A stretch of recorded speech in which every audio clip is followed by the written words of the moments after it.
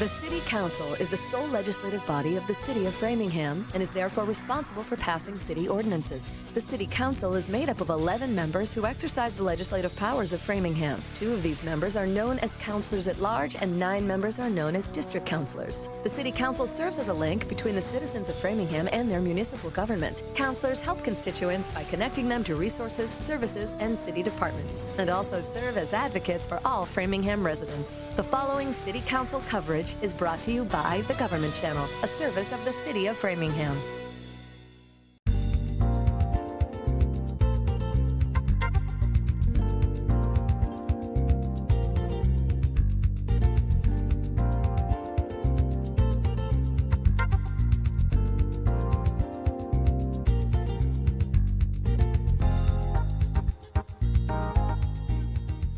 Good evening and welcome to the City Council meeting for July 21st, 2026. The first item on our agenda tonight is an executive session, so I'll take a motion to enter into executive session. So moved. Second. Moved by Mr. For the purpose stated on the agenda. So moved by Mr. Cannon, seconded by Mr. Stefanini. By roll call vote. Where's that coming from? It's me. Okay, no problem. They gave me a new computer. I don't know how to turn it. No, that's fine. I just didn't know, I couldn't tell where it's coming from. All right, anyways, all those in favor, Mr. Aviani? Yes. Ken? Yes. Yes. Yes. Yes. Yes. And out to Zoom. Let's see, who do we have on Zoom? Christine? Yes. Okay, Janet? Wow. I was very eager to vote. Thank you, Janet. I'll vote for Janet, yes. Okay, and I think that's it. So it's 1, 2, 3, 4, 5, 6. It's 8 in favor, 0 opposed. We are now in executive session. Good evening and welcome to the City Council meeting for July 21st, 2026. The first item on our agenda tonight, which I don't have with me anymore. Hold on, no, I just got to get to it anyways. We had an executive session which has already been completed. So the first item for our open session would be our executive session minutes of 6:30:26. Motion to approve. Second. Is there any further discussion? Okay, all those in front, do we have anybody in Zoom? Christine. Okay, so hold on for a second then, I can get my trusty vote sheet out, even though this is a... She's at the spot. What's wrong with this thing? Okay, so Ms. Long, Yes. Mr. Ward, Yes. Ms. Feeney, Yes. Mr. Cannon? Yes. Mr. Alexander? Mr. Aviani? Yes. Ms. Malik? Yes. Mr. Stefanini? Ms. Bryant? Yes. Myself, yes. Ms. Leambruno? Yes. Very good. Okay, next on the agenda is the minutes from 6/2/26 Motion open to approve. session. Second. Any further discussion? Yep. Yes, Ms. Feeney. There is, I believe, a mistake. I'm sorry, Marion, for not giving you a heads up. About the chair called for a moment of silence. It said the name is John Curran. Shouldn't that be John Kahn? Yes. Thank you. Amendment, anything, a friendly amendment, anything else other than that? Thank you for pointing that out. Okay. All those in favor, Mr. Ward? Yes. Ms. Feeney? Yes. Mr. Cannon? Yes. Mr. Alexander? Yes. Mr. Aviani? Yes. Ms. Malik? Yes. Mr. Stefanini? Ms. Bryant? Yes. Myself, yes. Ms. Leambruno? Yes. Ms. Long? Yes. Okay. For the audience purposes, when there's a member on Zoom, it's required that all our votes be roll call votes. We cannot do hand votes when when any member is on Zoom. Okay. Sorry.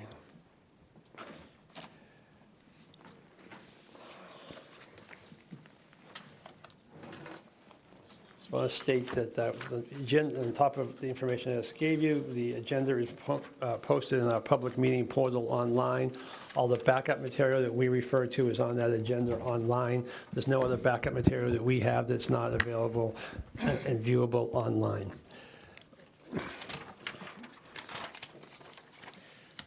Next is a proclamation upon the request of Councilor Malik. Is a joint proclamation declaring August 9th to 15th, 2026 as Urban Agricultural Week in the city of Framingham. Councilor Malik. Thank you. Thank you, Chair. I want to thank in particular the Agricultural Advisory Committee, who's been working on recognizing Urban Agriculture Week and bolstering it, and who created the initiative to put this proclamation together, which I'll read.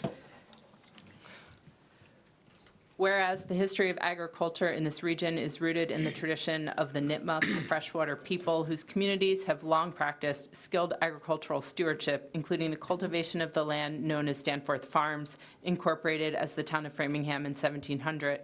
Whereas the cooperative efforts of the Framingham Farmers Union, which supported local agriculture through the sharing of tools and resources, as well as the household and victory gardens tended by generations of residents, all contributed to a continuing tradition of local food cultivation within Framingham's increasingly urban landscape.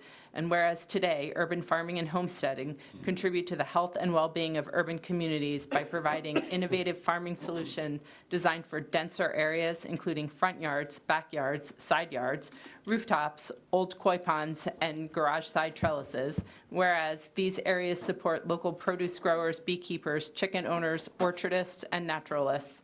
Whereas expanding local food production is key to building a sustainable food system that allows for adapting to the increasing impacts and risks of climate change on food supply channels. Whereas our more urban neighborhoods are often the hardest place to source locally grown vegetables, and whereas urban agriculture often beautifies public spaces previously neglected and blighted, turning them into productive community spaces. Whereas urban agriculture provides opportunity for a diversity of nationalities to grow an array of produce representing their home cuisine, whereas urban agriculture provides multi-generational opportunities for engagement and transmission of cultural knowledge, whereas Framingham is host to 6 community garden sites with approximately 181 plots that grow fresh and nutritious crops that feed hundreds, whereas multiple partner organizations support residents' access to fresh local food, including A Place to Turn, Daniel's Table, Framingham Community Farm, Framingham Grows Food, Framingham Public Library, Framingham Seed Lending Library, Gems of the Arts, Greater Framingham Community Church, Hanson's Farm, Hope Framingham Food Pantry, Metro SYMCA, Stearns Farm, Tasty Harvest's Kitchen Gardens, United Way of Tri-County, and the Agricultural Advisory Committee. Whereas the continued growth of the Framingham Farmers Market further promotes and provides for fresh produce food and connection to neighbors, to the city residents in a weekly convenient community center event, whereas multiple partner organizations further support the beautification of green space in our urban core, including the Parks and Recreation Department, the Framingham Garden Club, and the Pinefield Garden Club. Now, therefore, the mayor and the city council of the city of Framingham do hereby proclaim the week of August 9th through 15th, 2026 as Urban Agriculture Week in the city of Framingham, and encourage all residents to recognize and participate in its observance.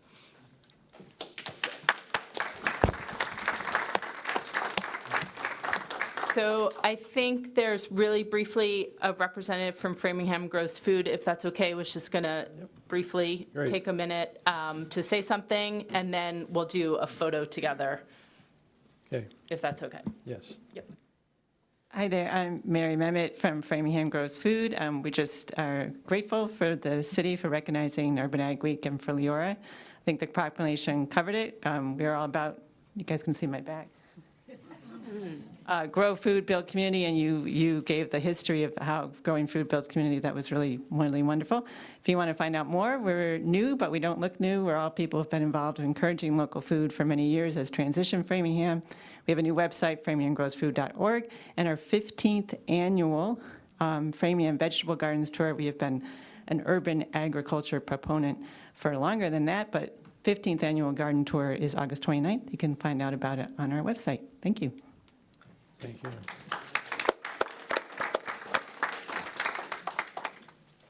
I have a picture with the citation for the city council.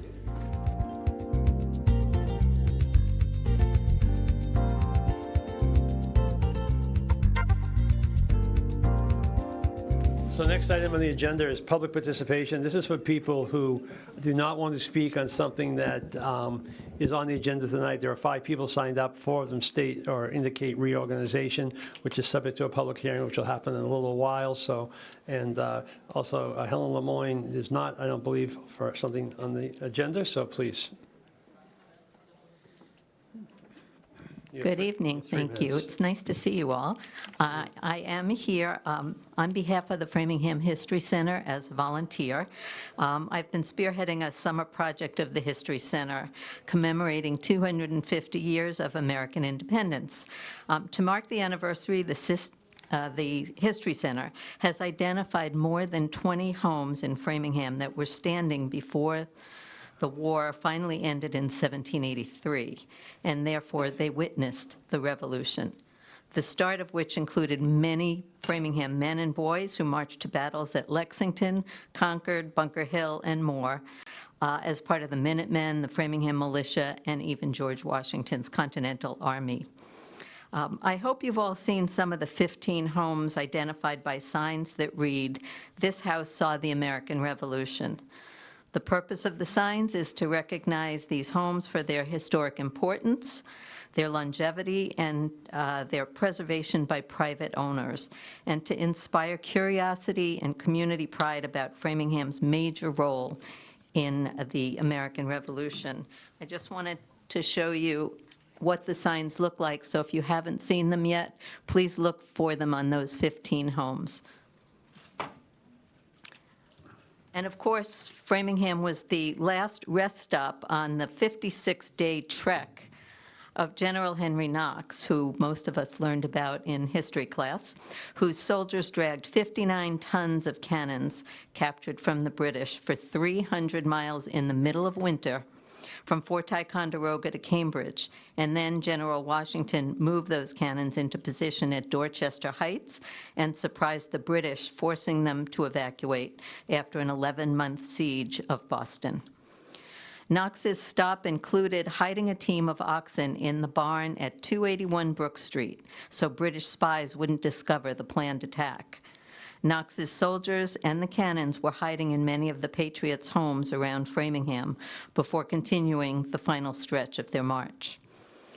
We will be adding a few more signs as we hear from owners, but as of now, please look for those 15 homes on Belknap, Edmonds, Nixon, Wayside Inn, Parmenter, Winch, Old Connecticut Path, Concord, Maple, and Brook. And imagine many of those original owners fighting for independence, including John Butler, who built my house in 1750 and went on to fight at the Battle of Bunker Hill. They would be proud and maybe surprised to know their houses still stand and their struggle with England was worth it 250 years later. The History Center hopes these signs make us all proud of Framingham and more curious about our amazing history. Thank you. Thank you.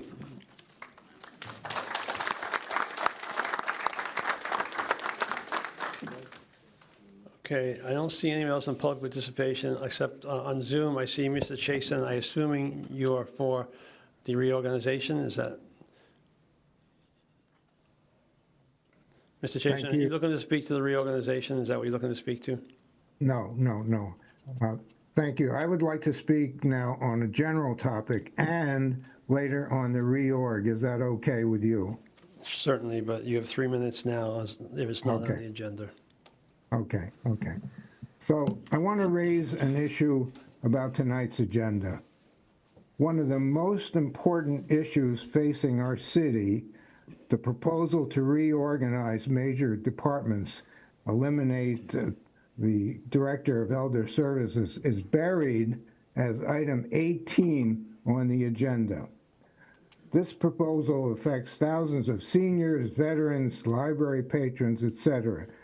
It deserves to be front and center, not something the public must wait hours to reach, right?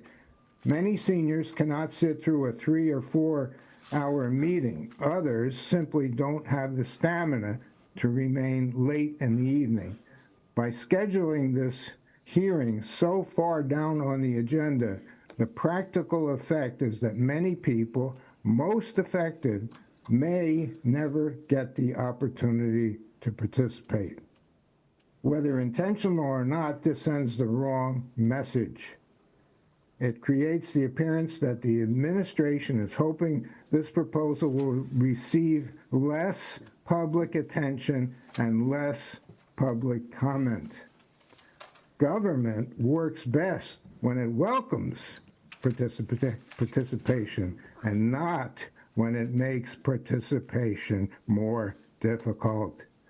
For future meetings involving major policy changes, I respectfully request that this council schedule these items near the beginning of the agenda. Our seniors and all residents deserve nothing less. A proposal of this magnitude should be given the prominence it deserves, not treated just as another item to get through before the meeting ends. Thank you. Thank you. Normally, we don't respond, but I think it's important to point out, given that comment, our agenda is structured by our rules, which were adopted by the committee in January, and our rules require appointments to be up front. That was an addition the council made upon the recommendation of our Rules Committee back in January. They used to be more at the end of the meeting, but so they are up front, and they take up all the way up through item number 13. So to suggest it's number 18 like it's buried is really not accurate, and it's not discretionary. It's in the next section after appointments by rule is public hearing, and it's in the public hearing section, which is, as I say, right after the appointment section. So if anybody's interested in that, you can look at our rules, which is on the website, City Council website, and it shows the structure of our agenda. So I don't want anybody to think that it's just something that we put down there because we felt like it, because it's not. Okay, with that, next is appointments. Speaking of, what's that? Did you sign up, sir? I did not, no. I wasn't aware that was necessary. That's all right. Come on, you come up. You get 3 minutes. Is this a public participation for something not on the agenda? This is not on the agenda, correct? Yeah, okay. So-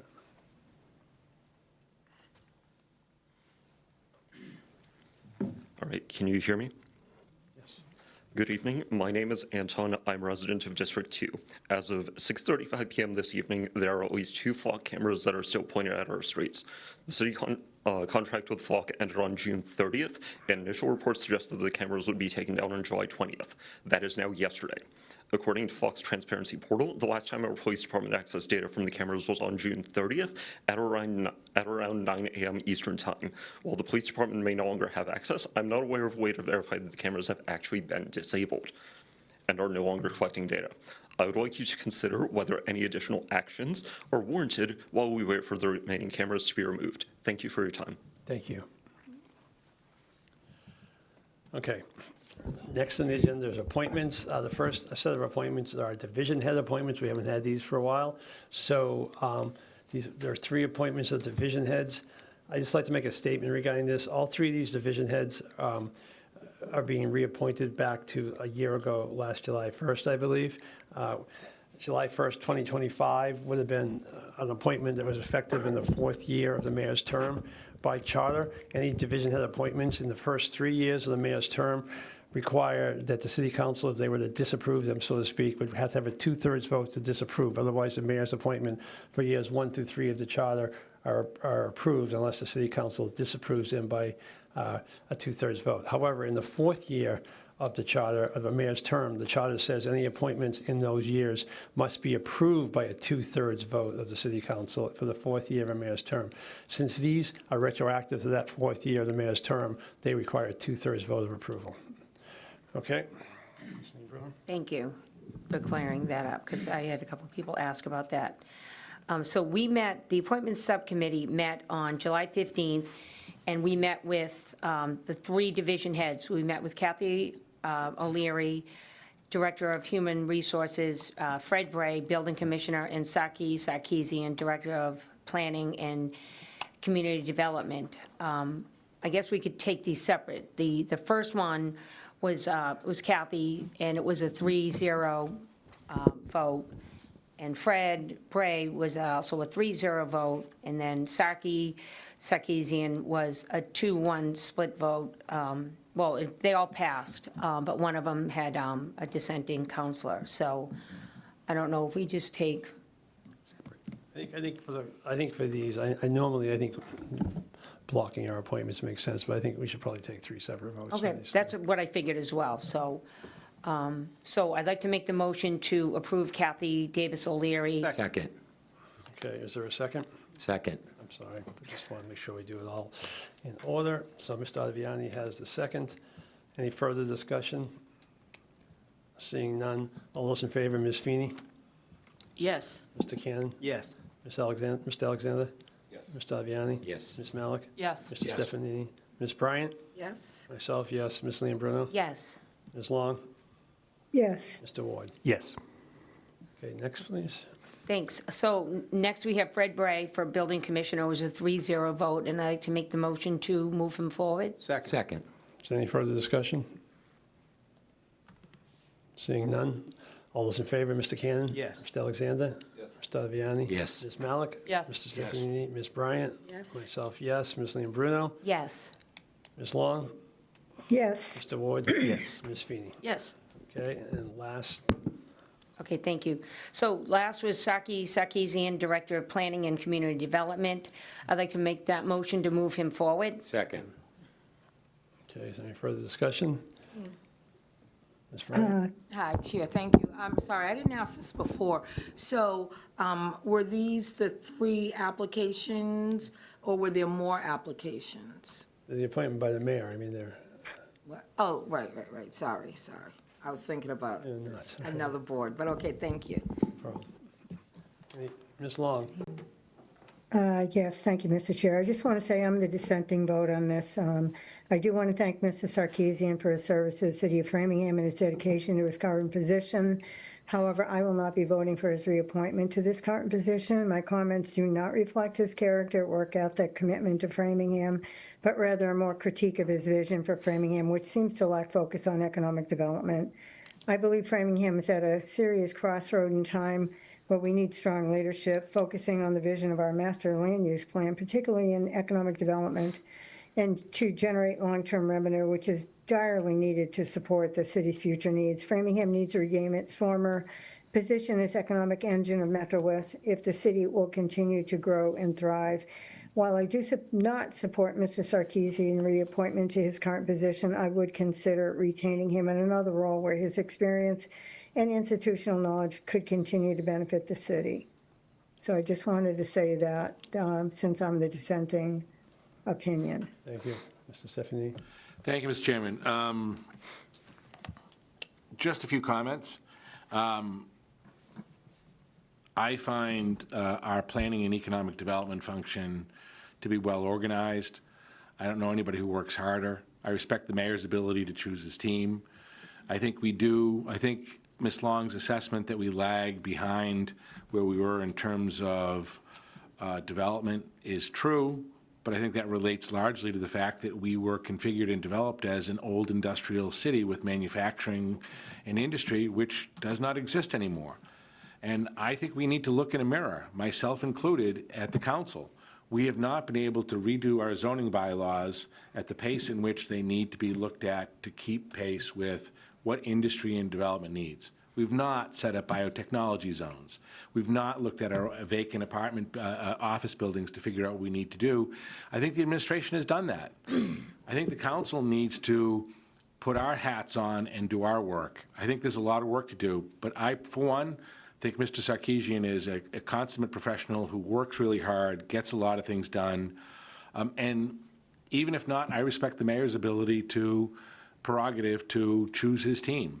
So I would hope we would support this person, and I would hope that we would address Ms. Long's comments, but we, as the council, in collaboration with the mayor and everyone else, need to address that. That's not a one-person challenge.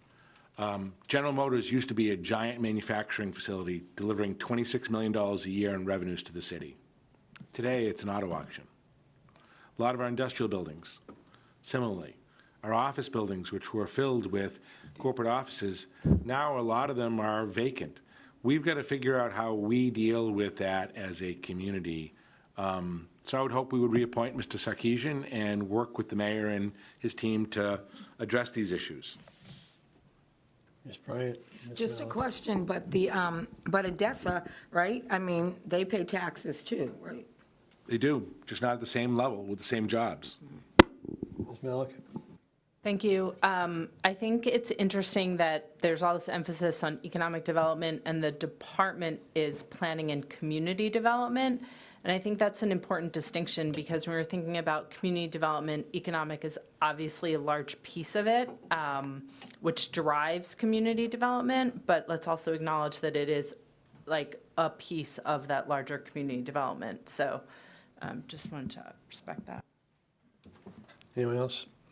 Seeing none, take a vote on the nomination of Mr. Sarkeesian. All three nominations, as I say, retroactive to July 1st, 2025. Mr. Alexander?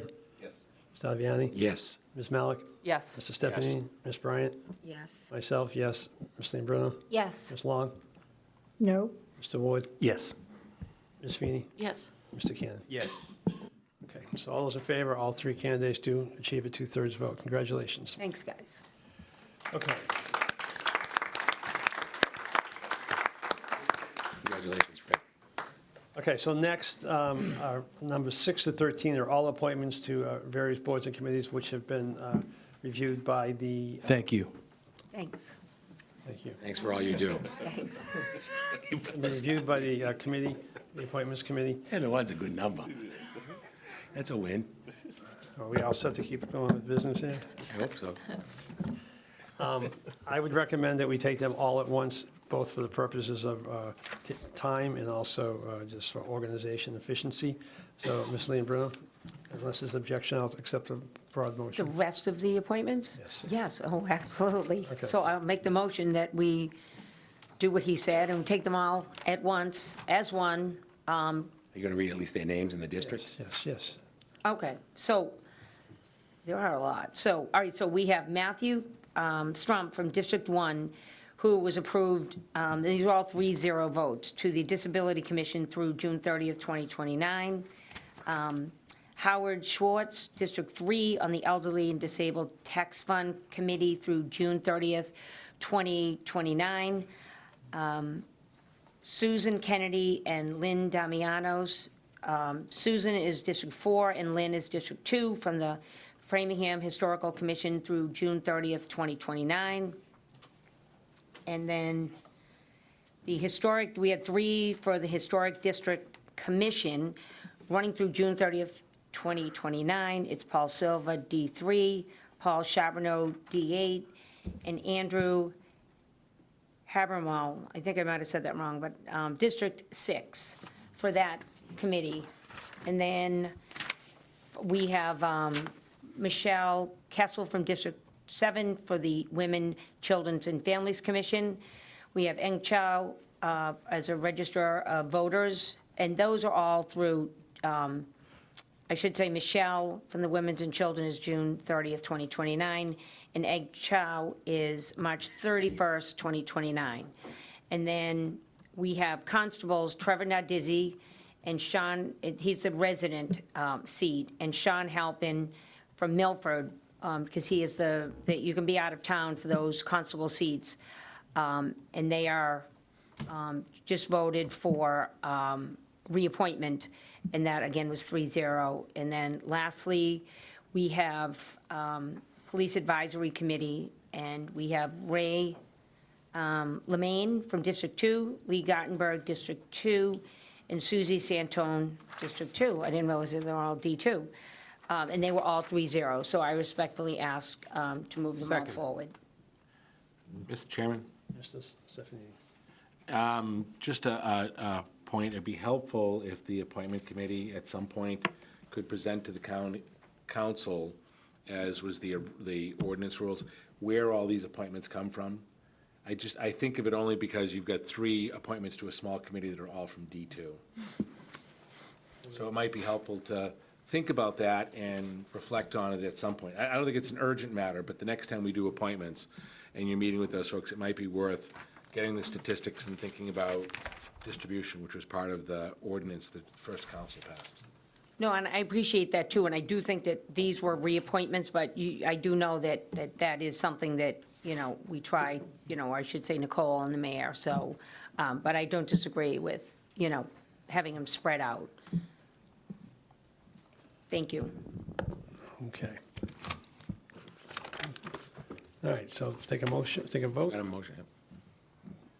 Motion to approve items 6 through 13. I believe it was. Second. I believe that was. I made a already- motion, and Cannon seconded it already. That's right. Oh, really? By who? Flip the Oh, switch. you mean the The whole, entire group of people, she stated the names, and she moved and seconded. Now we're voting on them unless there's any further discussion. Seeing none, Mr. Ottaviani? Yes. Ms. Malik? Yes. Mr. Stephanie? Ms. Bryant? yes. Myself, yes. Ms. Bruno. Yes. Ms. Long? Yes. Mr. Ward? Yes. Ms. Feeney? Yes. Mr. Cannon? Yes. Mr. Alexander? Okay, so those are all approved. Thank you. Next, we have a public hearing, grant a location hearing at the request of Verizon Eversource to install one new pole and relocate 2 existing poles on Salem End Road. And who do we have here from Eversource? Yeah, I saw that somewhere. I know. Thanks for that rezone. I don't have much of that street anymore. Don't kid yourself. Hi, yes, this is Christine Crosby. Okay, thank you. Your name wasn't there, so I didn't realize that you've been promoted, so. What was the last name? Cosby. Okay, yes, so do you want to please address, this opening a public hearing, do you want to address the pole, that's one new pole and relocate 2 existing poles on Salem Road? Yes, we're requesting a grant of location to install 2 poles on Salem End Road and to relocate 2 existing poles on Salem End Road. And the reason for that is that we're going to be doing a reconductoring project where we're going to, the poles are needed to provide support to the existing pole line and then to allow for us to reconduct for system improvements and reliability. Okay. Are there any questions? Mr. Alexander? I'd just like to ask the applicant if this is not going to be the result of a double pole at the end of this relocation. Well, once the new poles are installed, the old poles will come out after all the other utilities transfer. That's all I have. So the answer is yes. Yes, right. I make a motion to approve as presented, Mr. Chairman. Okay, any further discussion? Seeing none, all those in favor, Ms. Malik? Yes. Yes. Ms. Bryant? Yes. Myself, yes. Ms. Bruno? Yes. Ms. Long? Yes. Mr. Ward? Yes. Ms. Feeney? Yes. Mr. Cannon? Yes. Mr. Alexander? Yep. Mr. Ottaviani? Yes. Okay, next is a grant of location, public hearing. By the way, if anyone's here to speak about any of these polls, please put your hand up as it is a public hearing. Sorry, forgot to ask for public, the last one. Grant the location, request of Verizon Eversource, existing 1 pole in Heather Drive. So let me first, anyone here to speak on that? Seeing none. Ms. Cosby?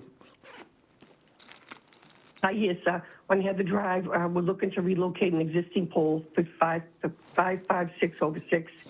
And the purpose of that is because the property owner is looking to relocate his point of attachment 30 feet back away from, there's an oil tank on his property, and he wants to relocate his service line away from, 30 feet away from where it is currently. Okay, any questions? I make a motion to approve as presented. Seeing no questions, motion, all those in favor? Mr. Stephanie? Yes. Ms. Bryant? Yes. Myself, yes. Ms. Bruno? Yes. Ms. Long? Yes. Mr. Ward? Yes. Ms. Feeney? Yes. Mr. Cannon? Yes. Mr. Alexander? Mr. Ottaviani? Yes. Ms. Malik? Yes. Okay, last for polls. One existing pole on Pearl Street, so that's number 16. Is anyone here to speak about the grant location request by Verizon Eversource to relocate 1 existing pole on Pearl Street? Seeing none. Ms. Cosby? I have a question after Ms. Cosby. Yes, Let me sure I didn't miss anything. I'm sorry. Yes, go ahead. Pearl Street, we're looking to relocate a pole, an existing pole, 175/17. It's actually a temporary relocation. They're looking to relocate that across the street because the overhead wires in that section are, we need to get clearance in order for them to do construction on the building out there at 121 Union. So that's the new Regional Justice Center? Yes. Okay. Mr. Winnett, did you have a comment about the poll? Yes, I did. Go ahead. And thank you for noting that I'm on Zoom. I have a question about the polls. I have 3 comments to make. I wish that the City Council, through the poll subcommittee, would provide a list of all polls and all double polls and their location in the city. Number 2, the utility should provide a schedule of when the polls will be removed, and especially when double polls have been around for a long time. And number 3, I request that the committee and the city council encourage the utility companies to address the removal of poles within 2 years of the placement of a pole. There could be something by the city council in discussing when they put up a pole, how long will it take before they remove the pole that's been damaged. It can go on for many years, and I think there should be a schedule of when that will be done, and it's an encouragement to do it within a 2-year period. And I also like to know when the schedule of the utility pole committee meets. I haven't seen a meeting of that committee for a while. Thank you. Thank you. Okay, is there any further discussion, Ms. Malik? I just want to flag for you that we are later in this meeting voting on a proposal to put handicap accessible parking right where this new pole's going. I mean, obviously not on the sidewalk, but just it's going to become there's also a stop sign there. Just feels like there's going to be a lot that's happening right at that intersection. So just flagging that. Mr. Stephanie? Where this pole is being located is the only tree that is in that little square, and it's a nice tree. How are you going to protect that tree?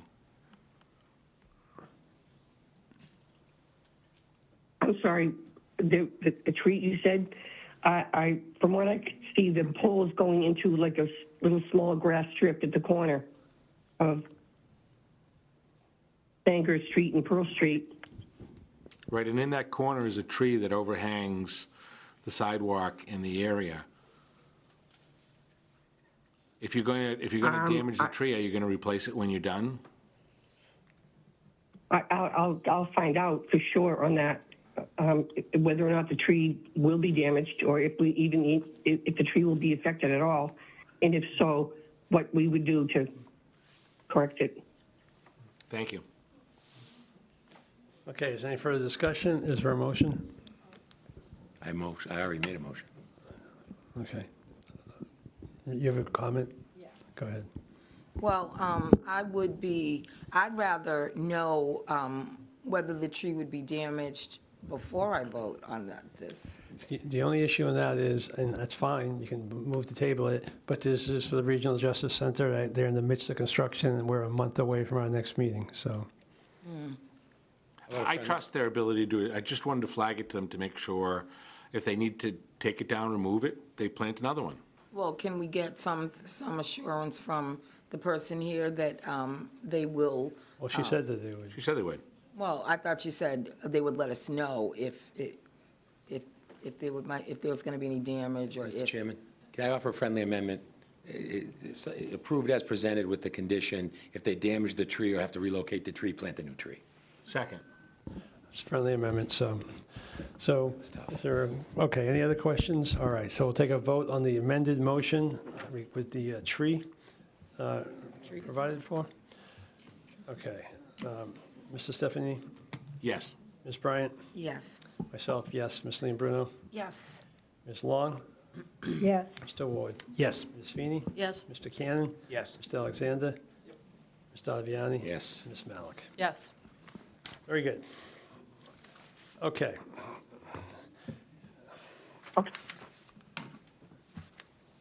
So next on the agenda is our planning and zoning request for Eagle Rock. What I'm trying to do here is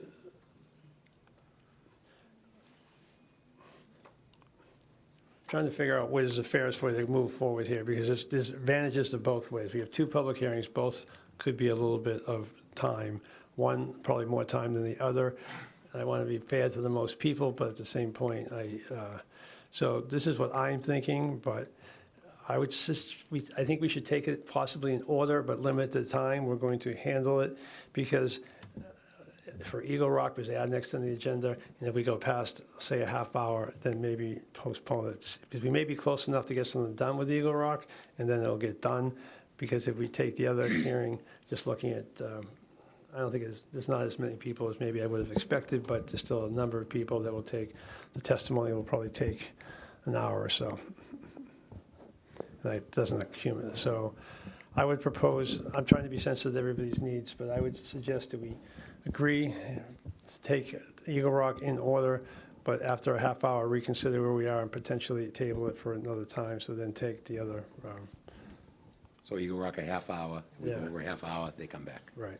Right, just based on Mr. Chason's comments, the hour's only 7:40, it's not Right, like. it is, right. So we'll be on at 8:10, so I think that's. I think that's more than fair. I think it's Because more- there are a lot, few seniors up here at this table, too. Right. How many? There's a few of us. I know a few people over 60 up here. Depends how you define senior. Yeah, 55, AARP. AARP, almost everybody here is eligible. All right, so anyways, Sure, so we decided Eagle to Rock, give your wife a card, see how it goes. I did that. okay, Ms. Long, do you want to start here? Sure. So this is a zoning map change.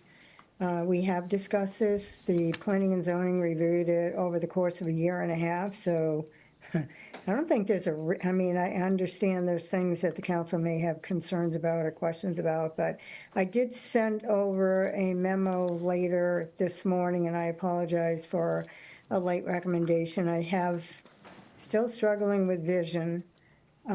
So it's been a stretch for me to be able to review or read anything or even write anything. But I did send over a recommendation on this. The MOU has been provided by by Eagle Rock's attorney, Kathy Garahan, and has been reviewed by our city solicitor, and you have that. That was provided to everyone earlier, I think on Friday. There are a couple of things in it that I think are of most concern to the council, and it's under number one, under 1D, regarding, on 1A and 1D, regarding the percentage of units that would be for sale, condos for ownership, which the MOU that you have states 10%.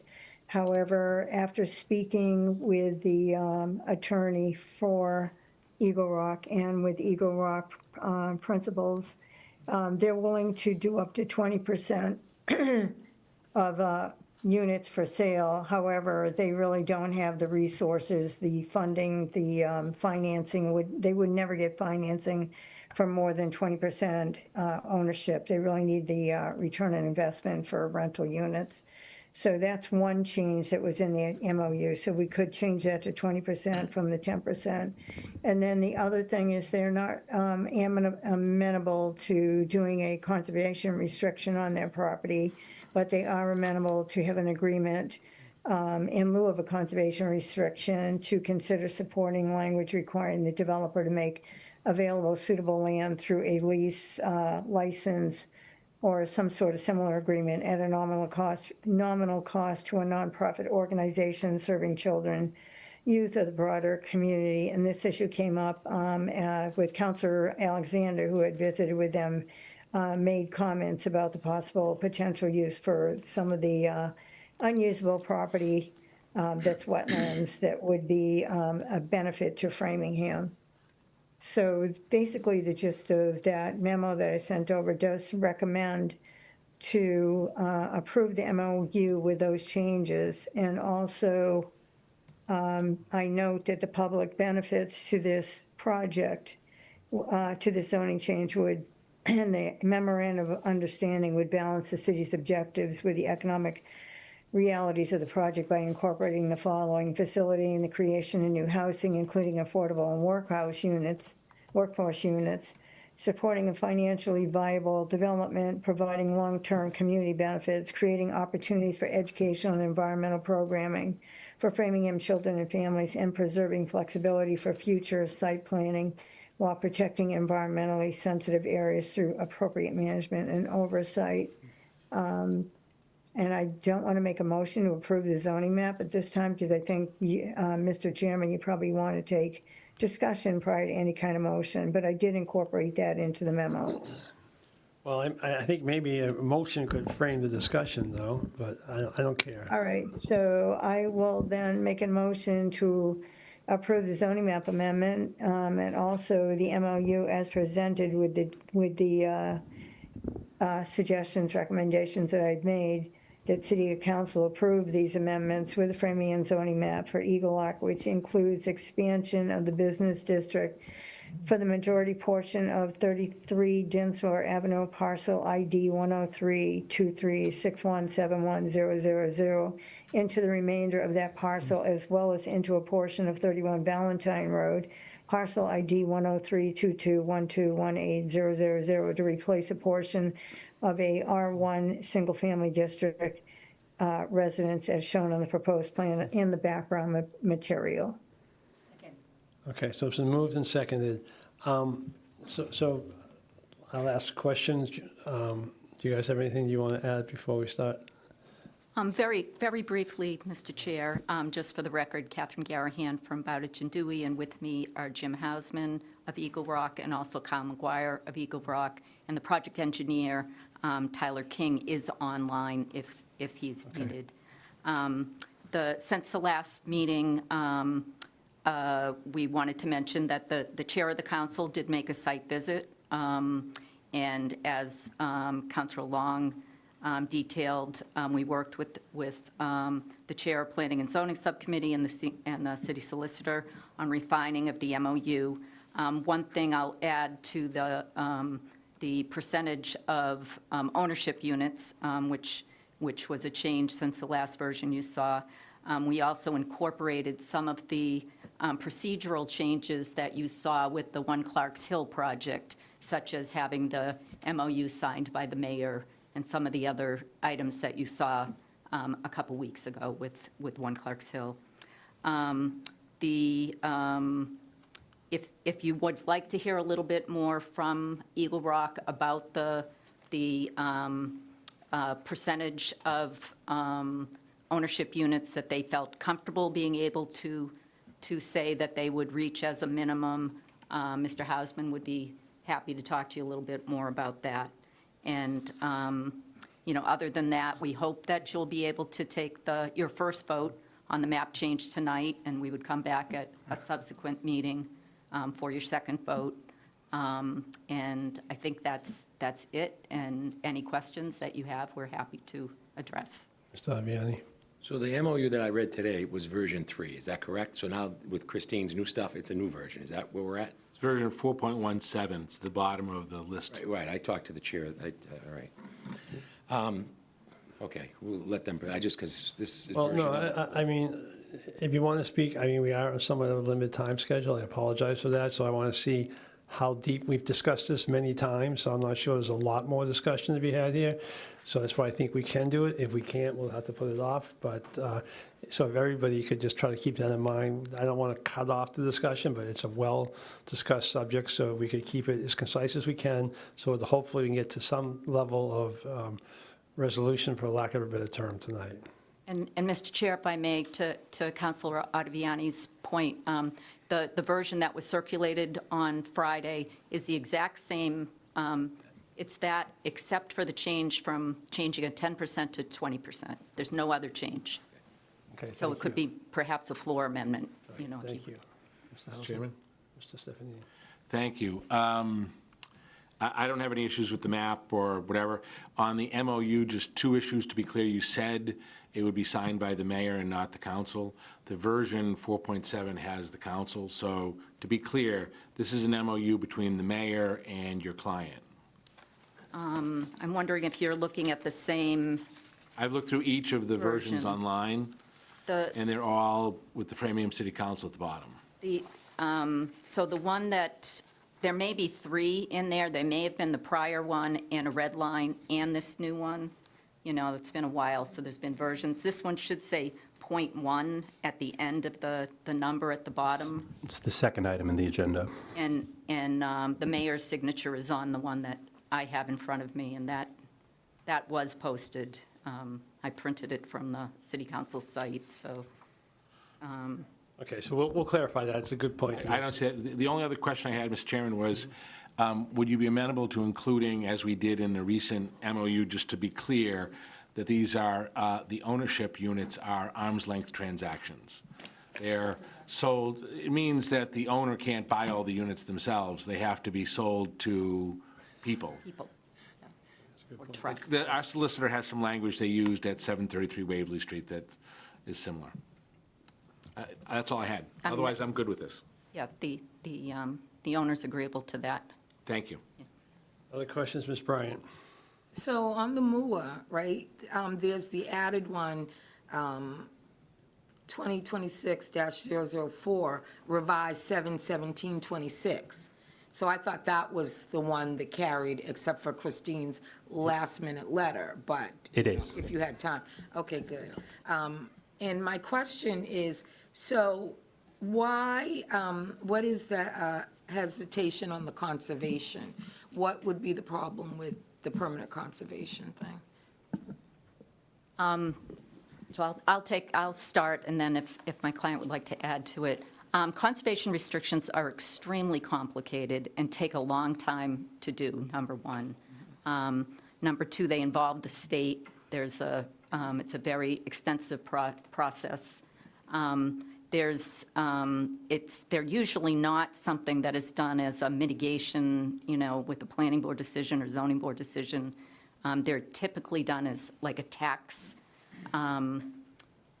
transaction, you know, so it feels way overkill for, it's also very difficult to get financing once you've done that. There's a lot of, that said, there's a lot of guardrails on this property. It's, that portion of the property is all zoned R1. And there's a lot of wetlands there, and, you know, the development options there are not great. So I don't know if Mr. Hausman would like to add to that. But. Yeah, and thank you, everybody. Good evening. In discussing the parcel with Commissioner Alexander on site that day, it's a small portion of the property way down at the bottom of a grade. And I think for ease of execution, we would just prefer not to have a, as Christine said, complicated conservation easement and just essentially enter into a private contract for whatever the uses that we can find that are further described in the MOU, which we're completely supportive of. Okay, so the last question is, and I mean, I support the, you know, some of those suggestions, but would those uses take up, like, all of the, like, would that interfere with all of the wetlands? And, you know, or no, just a portion or something? That's the question I have, too. Right. It's hard to answer because there's some engineering and wetland staking that will need to take place that has not taken place yet. So, but the intent is to find a usable area, work with the nonprofit as to what they need. You know, it's outdoor activities. It's not, nothing would be built. All right, thank you. Yeah. Anyone else? Mr. Wood? This is through you to Councilor Long. Just to confirm, your original motion includes the change to 20% ownership units? Yes. Okay, great. Any further discussion? Mr. Vianney? In front of the zoning board recently, we made Waverly Street to 100% ownership, and we did one in here that required no ownership. Why the 20%? Why, I know we were at 10, which I wasn't happy, 20 is better, but why not a third or 25%? What's wrong with a number like that?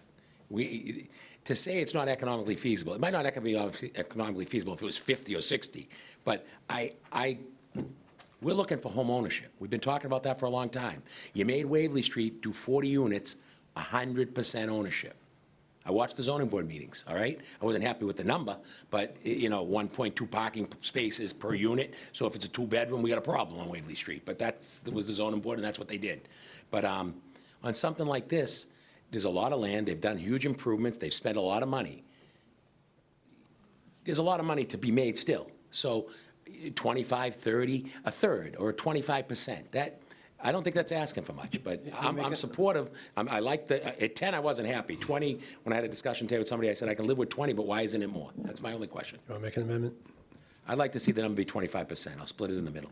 So amendment to 25%? Amended to 25%. I'll second that. Okay, so it's It's fair. accepted. So it'll be accepted. All right, so if we're all set, we'll take a vote. All right. So as a motion made by Ms. Long, amended friendly amendment by Mr. Ottaviani for 25% on the affordable, on the not affordable ownership, and the amendment by, not really amendment, but understanding by Mr. Stefanini that there be arm's length transactions will be in the MOU. Okay? Seeing everybody ready to vote, Ms. Bryant? Yes. Myself, yes. Ms. Leambruno? Yes. Ms. Long? Yes. Mr. Ward? Yes. Ms. Feeney? Yes. Mr. Cannon? Yes. Mr. Alexander? Yes. Mr. Aviani? Yes. Ms. Malik? Yes. Yes. Thank you. Unanimous. Thank you. Congratulations. We'll see you next time. Thanks, everybody. Thank you, everybody. We'll see you in 4 weeks. I think it's 4 weeks. We got a whole month of Soon. Too soon. It'll be late in August by the time we're here. I know, but either do I. I know. Okay, next on the agenda is the public hearing regarding the reorganization of the administration as submitted by the mayor. So, this is a public hearing of the city council, and as I stated earlier, our public hearings are in the, they're in the rules as to how our public hearings are conducted. So the first thing we will do is we'll hear from the presenters who are looking for it, which would be the administration. At that point, all questions should be presiding to the presiding officer, which is the chairman of the city council in this instance. The rules state that first will be questions from the council and then the audience. All members of the audience will have up to 3 minutes when we get to the public hearing, public comment portion of this. So I think that is all we need. Mr. Chairman? Just wait a minute. Just for everyone's knowledge, that this is a proposal for reorganization of the local government. It is not amendable. We cannot amend it. We can only vote it yes or no. We have 60 days in which to vote it yes or no. So, as I stated, our public hearing rules allow for the presentation first, then questions from the councilors, and then public participation. Mr. Chairman, just point of parliamentary inquiry. How do you see this proceeding? I think I just stated it. No, but I mean, the last time we had a hearing, we asked questions at the beginning, and then after the audience spoke, you didn't allow councilors to speak. Will we be able to speak before and after? Well, it's not in our rules, but I think we can make,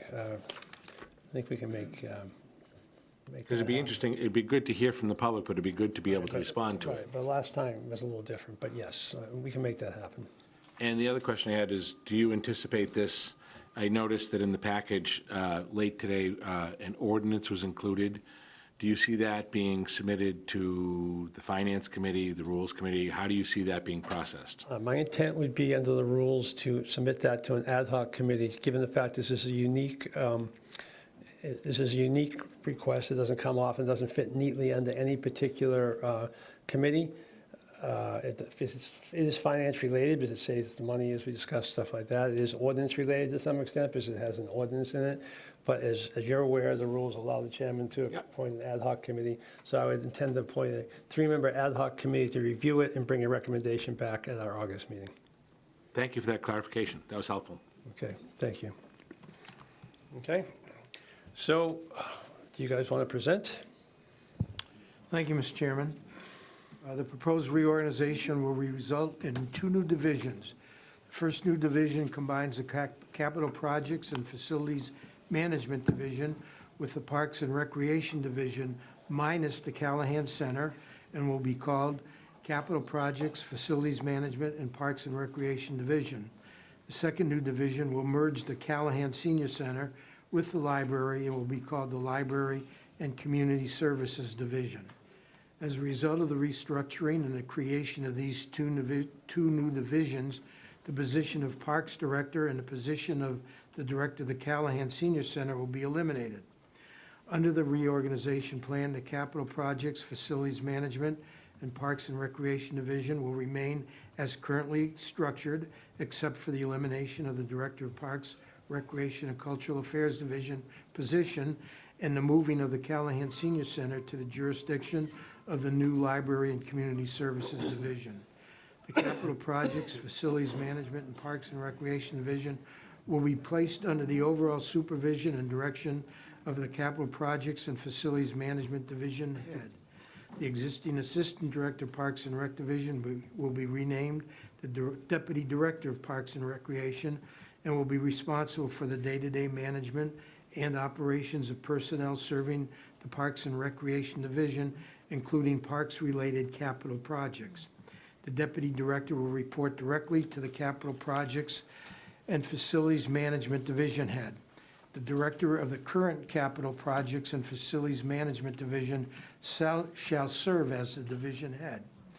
The most significant changes proposed include the elimination of the Director of Parks, Recreation, Cultural Affairs, 2, the shift of management and responsibilities for park-related capital projects, operations, and personnel to the Deputy Director, and 3, the Director of Capital Projects and Facilities Management becoming division head for the newly created Capital Projects, Facilities Management, and Parks and Recreation Division. Also under the reorganization plan, the Callahan Senior Center will be placed under the supervision of the Library Director, who will become the division head of the newly created Division of Library and Community Services. The position of Assistant Director of the Callahan Senior Center will be renamed Deputy Director and will be responsible for the day-to-day management of operations and personnel serving the Callahan Senior Center and will report to the division head of the new Division of Library and Community Services. Except for the elimination of the Senior Center Director position, the Callahan Senior Center will remain as currently structured. The Library, Callahan Senior Center, Capital Facilities, Park and Rec, and Loring Arena will have and maintain separate budgets. The proposed reorganization will result in the following: redirect reporting, overall management, supervision, and oversight of the Parks and Recreation and Cultural Affairs Division and Capital Projects and Facilities Management Division to the Director of Capital Projects and Facilities Management.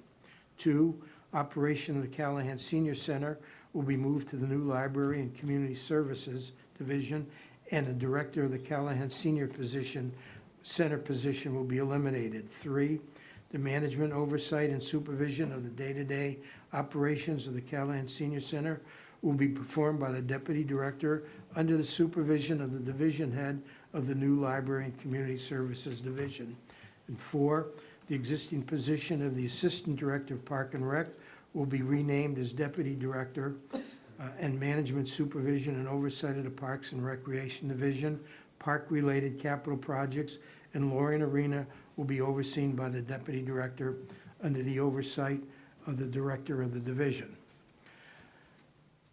It's very important to understand that the proposed reorganization will not do the following, It does not combine budgets. The budgets of each department or division will remain separate. It will not reduce public programming currently provided through existing departments. It will not impact public interfacing services provided by any division or department. All public interfacing services currently provided by both divisions will remain intact. It will not alter permitting requirements. All permitting services currently provided will continue to be provided and remain intact, with streamlining to allow for easier permitting processes. It will not alter the mayor's authority to appoint division head and deputy directors or the members of the Parks and Recreation Commission. It will not alter any statutory obligations. It will not alter or impact use of authorized revolving funds provided that the same are annually reauthorized by the vote of the city council. And the, especially will not impact the existing Callahan Senior Center Fund, which is established under Order 2022-070-002 to be expended by the Council on Aging. The reorganization will not reduce public programming currently provided by the library or Callahan Senior Center. It will not alter or eliminate any specialized expertise, training, licensing, educational, or other requirements for personnel serving in each department or department, each division or department. 10, it will not alter the identity or essential functions of each distinct division or department. It will not alter the mayor's authority to appoint the members of the Council on Aging or Parks and Recreation Commission. It will not alter the mayor's general supervision and direction of divisions, and it will not alter any statutory obligations. The proposed reorganization does not impact the role, service, and responsibilities of the elected Board of Library Trustees. The powers and duties will remain the same. The Board of Trustees will continue to make rules and regulations for the operation of city libraries, advise the mayor on matters involving the library division, budget, equipment, and buildings, recommend a candidate for appointment as the library division head, as well as provide periodic performance evaluations for the mayor's consideration, to accept and manage donations and funds in its trust, bind, letter, and maintain annual reports of the city of Framingham, and preserve copies of all city annual reports, and prepare an annual report to the city of the full financial statement of all receipts and expenditures, number of books added and circulated at each library. Because the division budgets remain separate, the library division budget and services are not commingled. Library Board of Trustees duties remain unchanged. There is no anticipated impact on the library certification for state aid eligibility. The library director and Board of Trustees shall continue to consult with the Massachusetts Board of Library Commissioners as appropriate. The MBLC is mandated by law to advise the librarian, library trustees, and library director on selection and cataloging of books and other matters pertaining to the maintenance of administration of the library. The MBLC is further charged with the obligation to administer federal grants available to the library division to provide improved library services and library materials, among numerous other obligations. Further, the Massachusetts Treasurer is obligated to provide aid to the city annually based on the formula set forth in the statute from the local aid fund for the support of the city library. Therefore, the MBLC must certify the city library has met minimum standards of a free public library in order for aid to be provided to the city. Concerns that any services of the library will be altered such that the libraries do not meet these minimum standards of a free public library do not appear to be based on a proposed reorganization plan, because it does not impact the library requirements to meet these minimum standards. Likewise, the proposed reorganization has no impact on the duties or services of volunteers serving on the Council on Aging who are appointed by the mayor. Finally, the proposed reorganization does not impact the duties or services of the volunteers serving on the Parks and Recreation Commission. The commission serves in an advisory capacity to the department and the mayor. The role of the commission remains unchanged, and the commission would continue to provide support and recommendations on use of parks, recreation, and programming. Likewise, the proposed reorganization does not impact the role or duties of the Loring Arena Advisory Committee, the Council on Aging, or other boards, committees, or commissions who are appointed by and act in an advisory capacity to the mayor, nor does it impact any of the following activities: concerts on a common fund established under Order 2022-070-002 to be expended by Parks and Recreation; Farmers Market Revolving Fund established under Order 2023-059-001 to be expended by Parks and Recreation. City-owned buildings, civic use, and municipal buildings revolving fund established under Order 2024-034-001 to be expended by capital projects and facilities. And the Framingham Farmers Market Management Fund established under Order 2024-034-001 to be expended by the Treasurer Collector. The proposed reorganization does not impact the role, service, and responsibilities of the elected Board of Library Trustees.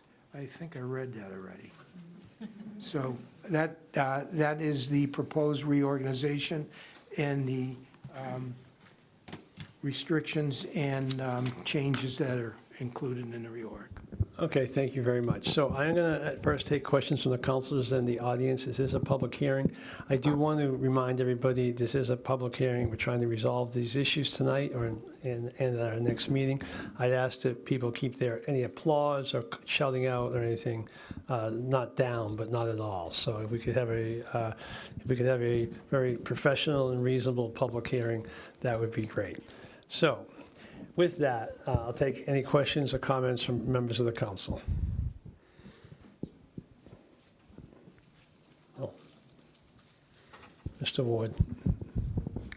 So I have two quick questions in regards to the proposed changes to the Callahan Center. So the first would be,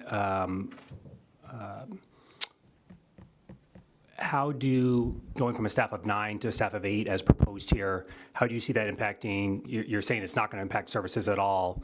I guess just help us walk us through some of that logic, how it's not going to impact residents.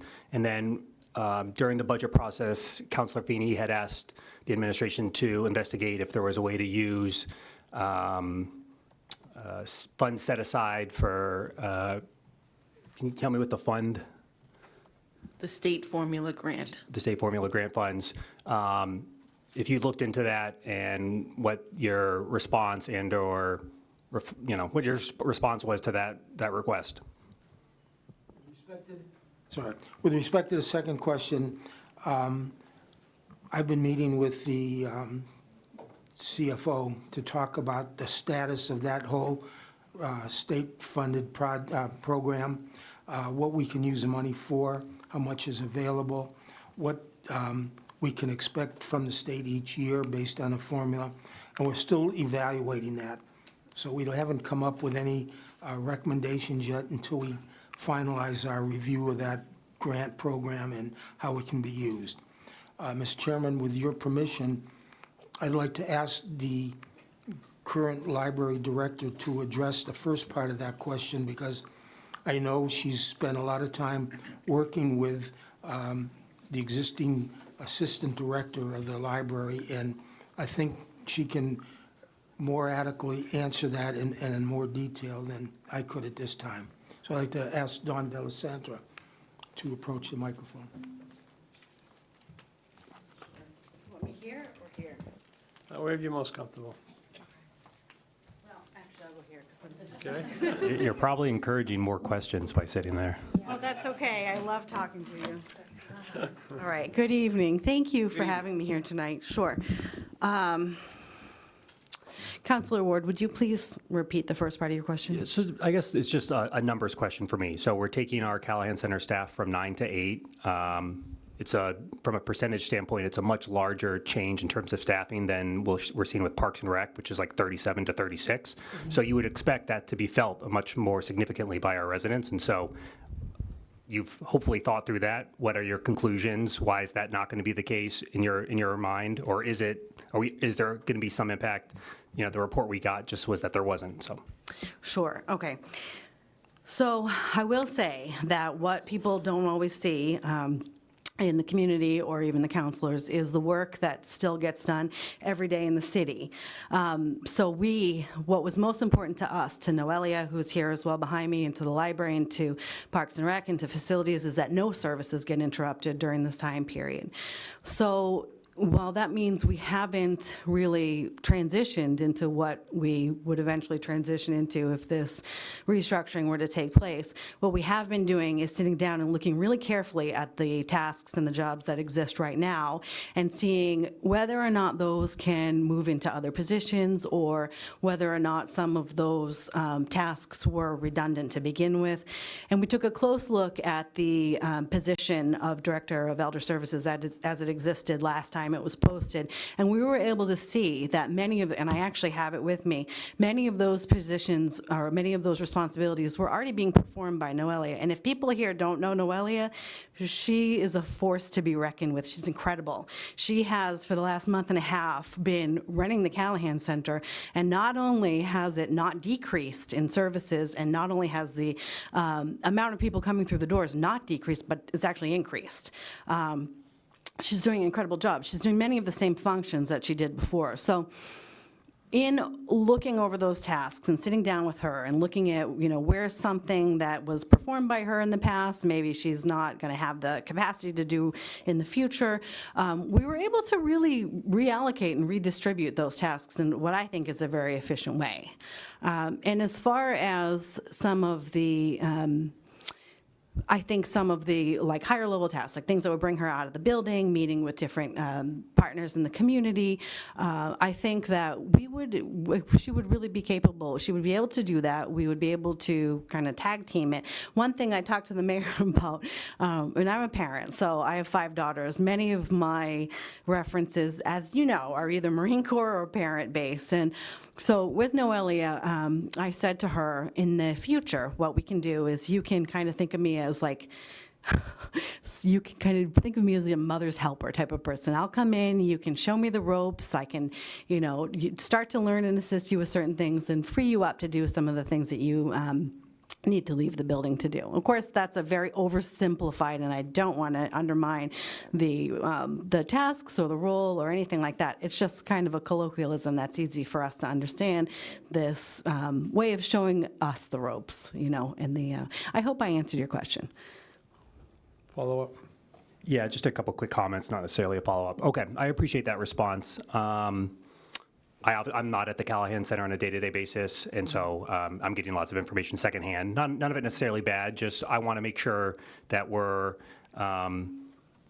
providing the services that we should to our seniors, and for better or worse, the elimination of the position gives the appearance that services are going down. So I think if this goes forward, that's a challenge that you'll need to address and want to address head on.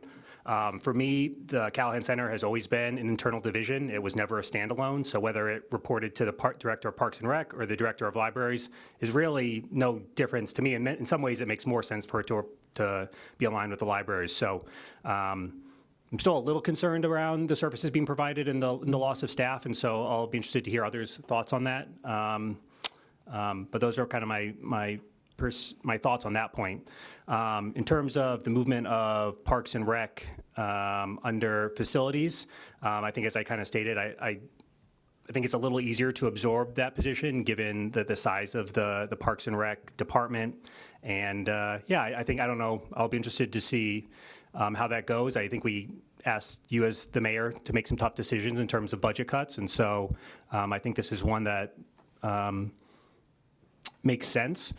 I do think the name needs to get workshopped a little bit, maybe just facilities, Parks and Rec or something. The capital projects are kind of inherent, but that's a side note, so thanks.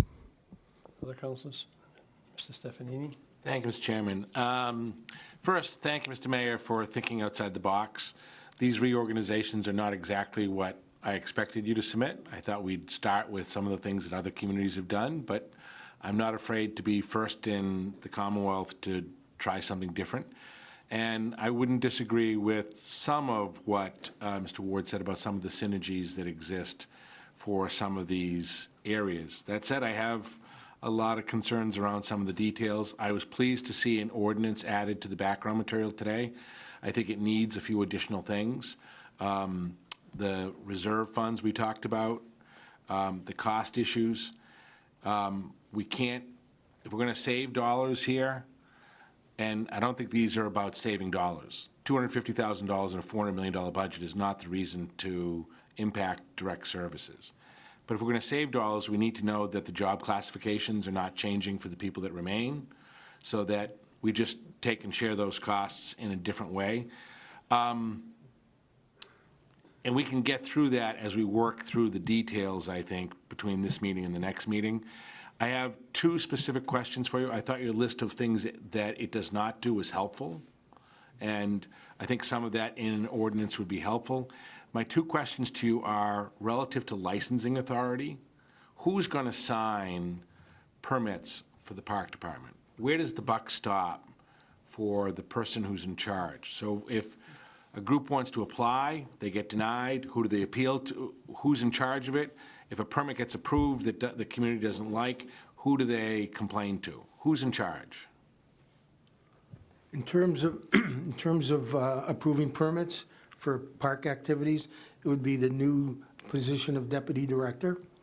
And if that person wasn't available, it would be the division head to sign that. That's good to hear. I appreciate that.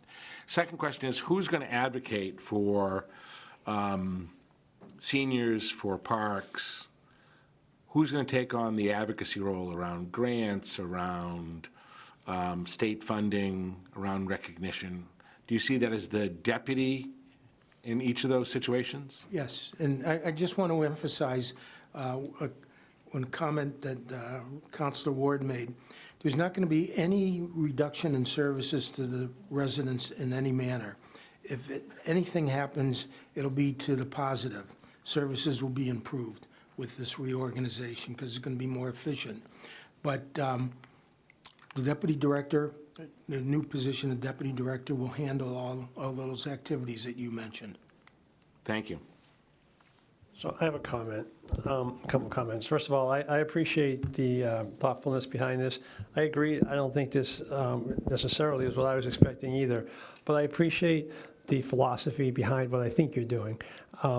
The idea that we've often talked about consolidations is the idea to take management, condense the management, and make it, I just don't think you need as many managers as we have. And by being able to have less managers, spend less money there, we have the opportunity to spend more money in other areas, or whatever money we have. I think specifically that goes to the issue that Councilor Feeney raised a couple of weeks back. I know you still haven't commented about that fund. I was stunned, to be honest with you, that it had $600,000 in it. I'm surprised that whoever was managing that fund there did not spend that money on behalf of seniors, because that's several years of formula grant money. It has to be, as we don't get $600,000 a year. I don't know how many years it is. But it strikes me, though, so I don't think it's good that we had all that money in there, and I'm surprised we had all that money in there. I almost argue that wasn't a good management move to have all that money in there. That having been said, I think it gives us the opportunity, at least for a while, even during our difficult times, to use some of that money to enhance our services, spend money. If it's found to be that we could use a position here or there, it gives us the opportunity to spend that money on a position. So I think as much as I was a little surprised it was there, I think it does present opportunities, and I think that's in line with what you're proposing, at least the way I see what you're proposing, because by consolidating management and getting more of the resources and funds to the actual, for lack of a better term, I don't really even like the term, but the worker bees, the people doing the work, I think that gives us an opportunity, especially at the senior center. So I already see a really big opportunity here to hopefully improve our services because of that money that was brought up. That, as I say, we had that from the Finance Subcommittee. I didn't even notice it, didn't dawn on me until it was brought up. But I hope that after you look at it, you do decide to use that money, not for a director or anything, but for just maybe some resources and some staffing that will help the seniors, so it's not just sitting there like it has been for several years. Anyone else? Ms. Malik and Ms. Feeney. Thank you. I appreciate that, Councilor King. I had similar thoughts about there's this money that Councilor Feeney identified and that it should go to provide services. My question for you, Mr. Mayor, is about veteran services and where are they? I see no mention of them in this reorganization, and as they were or are part of the Parks, Recreation, and Cultural Affairs. Where will they sit in this reorganization? We initially did talk about moving Veterans Affairs into the Veterans Office into the Library and Cultural Affairs Division. We had a technical problem. The legal ad didn't mention that. So we weren't able, at the last minute, we were not able to include veterans into this plan. Hopefully, at some point in the future, if this is approved, we can take another look at it and think about how we might deal with the Veterans Office. I know when we start renovating this building for provide handicap bathrooms on each floor, we're going to be relocating some offices. And at that point, it may be possible or appropriate to relocate the Veterans Office to another location, which could be the senior center. And at that point, if that happens, we can revisit this plan and perhaps include the Veterans Office into that new division of Libraries and Cultural Affairs. That was the original intent, but because the legal ad didn't mention Veterans Affairs, we couldn't include it in this plan. So just to clarify, Veteran Services will remain under the Parks and Recreation, or no? No, it's separate. Right now, it's separate. It's self-standing. It's kind of supervised by the HR director. Okay. So what division is it in? It's not in a It's division. not as in, okay, thank you. Ms. Feeney? Thank you, Mr. Chair. First, I'm really glad to hear folks' interest and support about the state formula grant. You know, if you looked at the spreadsheet that we did receive from the CFO, there is money that has certainly been spent. My understanding is that there was banking done for maybe the Age Well initiative or for updates that need to be at the Callahan Center. All of this should be looked at regardless. So just a couple of questions, Mr. Mayor. Are there job descriptions for the director and deputy director positions? They will be developed, but there's not going to be much change in their existing duties. We're just mainly changing the title. Okay. And how would you, what are your measures for success or failure? Like, if this happens, what's the time frame? How would you deem this successful? I think it's going to take a little bit of time to make sure it works. We're going to be watching the attendance at the senior center and how many people take advantage of the different programs, how we can grow programs, how we can do additional work. I mean, Dawn has already started working with Noelia on ways to improve services there, and so far it's been successful. The morale has improved greatly there. People are happy and eager to do their job. And I think after about 6 or 8 months, certainly before the end of the fiscal year, we'll be able to take a look at it and try to evaluate how this is going. And hopefully we'll be able to come back to you and brag about all the successes we've had. Thank you for that. I would hope that, you know, the measures of success is just not attendance of programming, right? But that it is internal, that I don't want, you know, it'd be great, you know, we could be like ducks, right? Like, it looks cool and we're calm and collected, but underneath everything is frantic. So I hope when we look at metrics, we're looking at the whole picture, not just attendance of programs. That's what we intend to change, yes. Fabulous. And will these positions, these new positions, the library director and the deputy directors, will they receive raises or reclassification? We're going to have to discuss that with HR, and we'll be back to you. If there's going to be any changes, we'll put a package together and return to the city council. Okay, so, because then okay, that's interesting, because that leads my next question, because if this is about saving money, right? And so I see that the director of Parks and Rec made $145,000-ish, and the director of Elder Services made $110,000-ish. which made to 256.86. But if we have to do raises and reclassification, how are we saving money in this reorganization plan? Well, certainly, we're not going to come anywhere, if there are any adjustments, it's not going to come anywhere close to the savings we've achieved with the elimination of those two jobs. Okay. Thank you very much. Okay, Mr. Alviani, then Ms. Long. Can we get an answer how long that money's been there and how many years of money has been in those accounts? If it's six, or do we have an idea? There was the CFO, we did receive a spreadsheet, an Excel spreadsheet a couple But weeks did it say ago. how many years of money that's in there? Yes, it goes back to 2010. Really? No, the spreadsheet Wait, went the back to spreadsheet went back to 2010. Right, what does the? All right, wait. I think the question was for the CFO. Yeah, let's direct this to one person. Right. So, you want to just give us an override? The Cliff Note version is fine. That's all I'm looking for. Override this discussion, let's give us an idea. How much has been spent in recent years? I take it not much. How long did it take to get to the 600? How many years of accumulation is that? And the $50,000 question is, why didn't the people in charge or whatever, why weren't they spending it on the money for the seniors and using the money instead of leaving it in the account? Makes no sense to me. Okay, so the Cliff Note version. Thank you. Through you, Mr. Chair.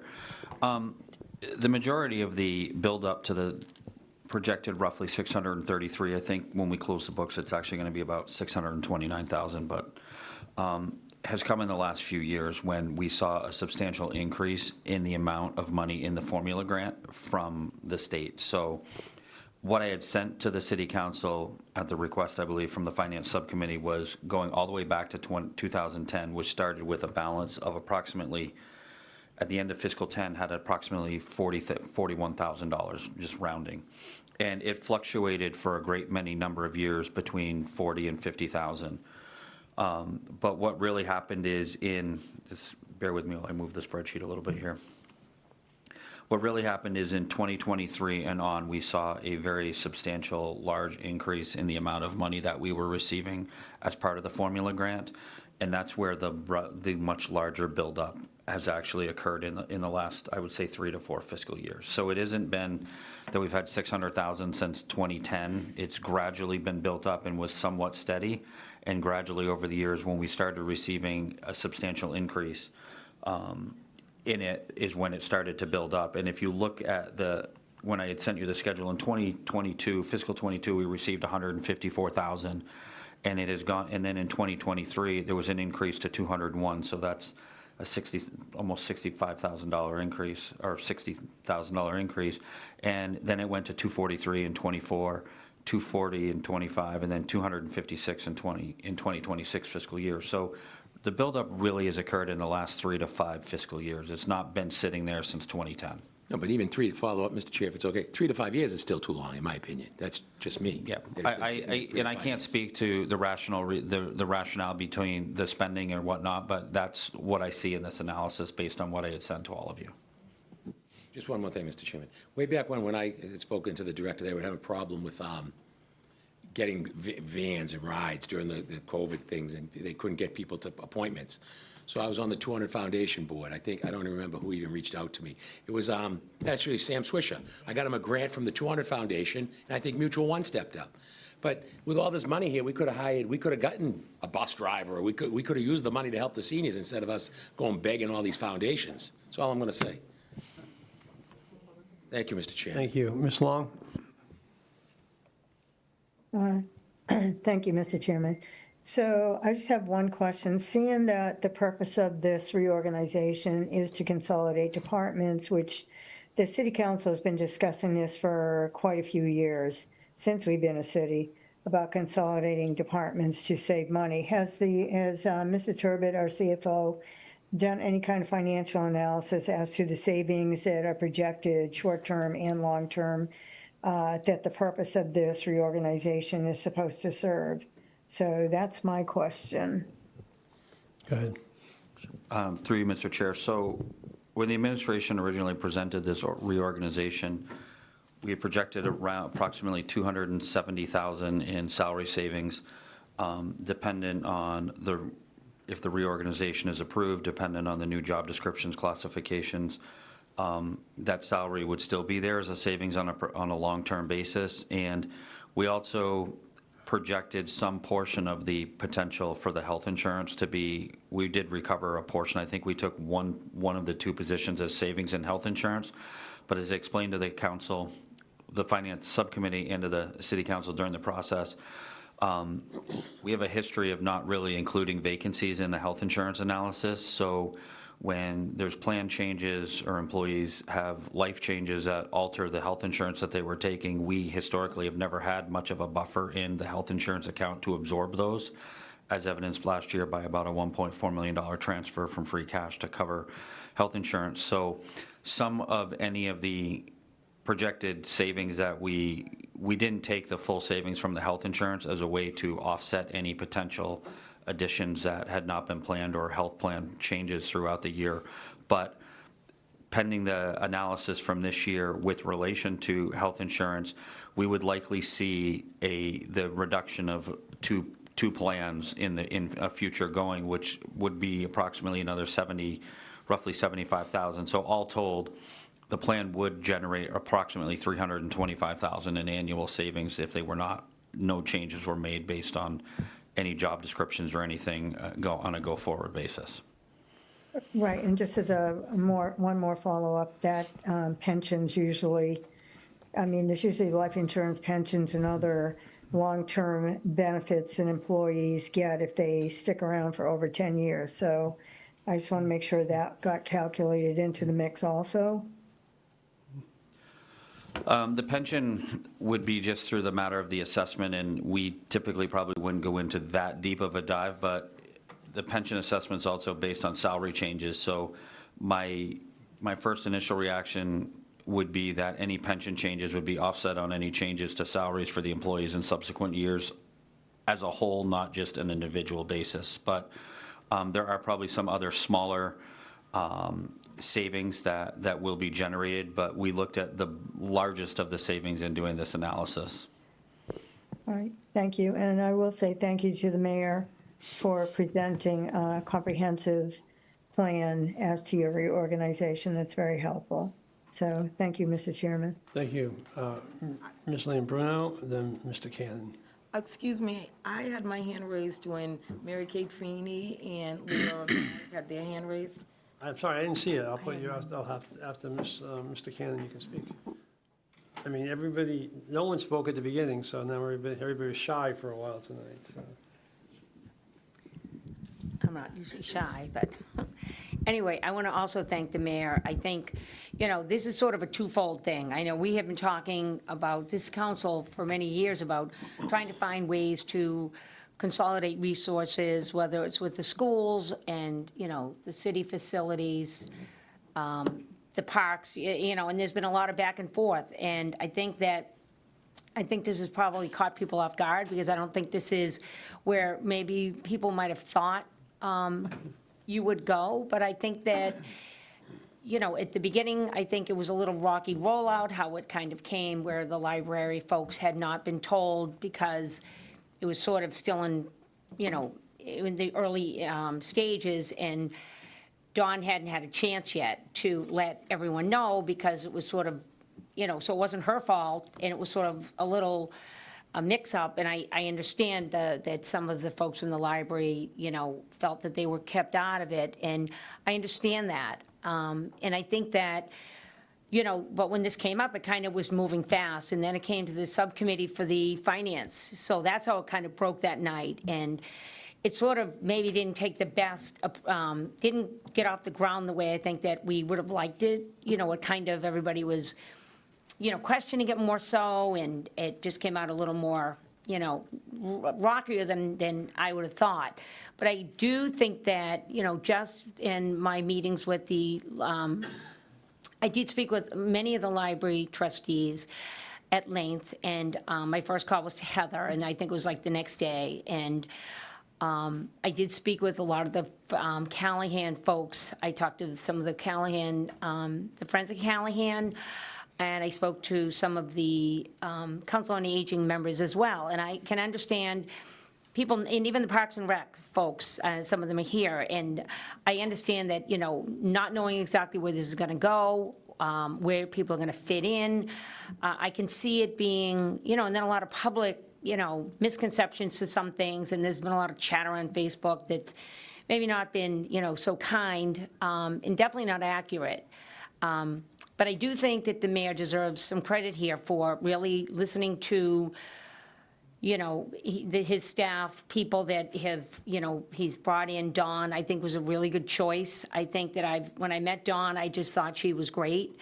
And I think that just seeing the folks at the Callahan, that's another thing. I really would recommend everybody to go to the Callahan Center and just try to keep up with them down there, because they are absolutely rocking. And a couple of days after this all broke, we went to the council on, it was a Friends of Callahan meeting, and they were already hit the ground running. And Dawn was there, Noelia, I mean, the whole staff was there, and, Lisa, like the whole gang, and they were really ready to go. And this was literally a couple of days later, and now we're, a month and a half, 6 weeks?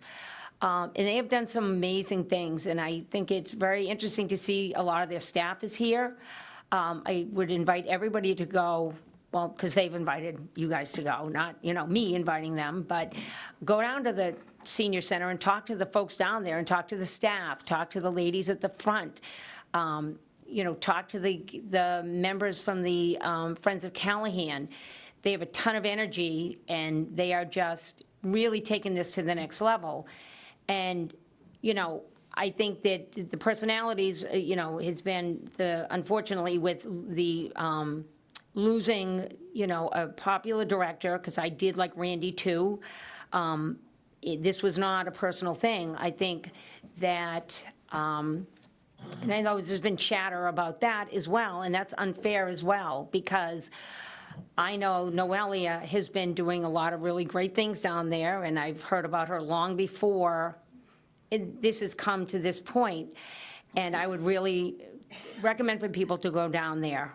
And one of the concerns I do have is this $630,000 that I was kind of blown away when I heard the number get to that number. I had originally only heard it was like $450, and to my knowledge, then when we got the spreadsheet and we see how it was spent down all the years, and I do have concerns why it wasn't spent down, because when I talked to some of the folks that were on the boards, and we talked about the kitchen, and we talked about some of the bathroom issues and supplies and the tables, many things that they wanted to get funding, the raises for the staff, the volunteer position, the volunteer coordinator position that was left unfunded, and we were told that there was no money, because that's what these folks had told me. So I think that this is really great, that I see this as a really good merge, and I stand fully behind it, and I agree with the Parks and Rec,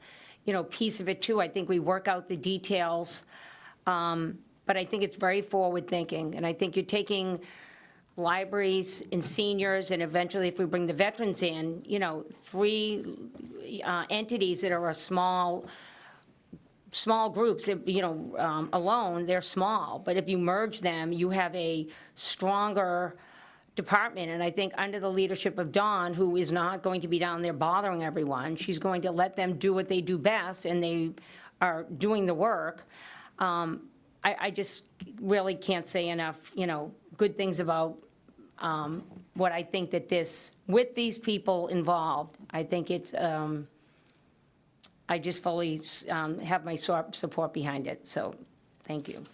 Mr. Cannon, then Ms. Bryant. Thank you, Mr. Chairman. Thank you, everybody, for all the work that has happened behind the scenes. I appreciate that your initial proposals, Mr. Mayor, called for things like reduction in library hours and the reduction in public services, decisions that are very difficult that other communities long ago had to make, and they were very painful for us as we discussed them. So I appreciate the fact that you've gone back and found solutions that don't impact public-facing services or the staff that deliver them.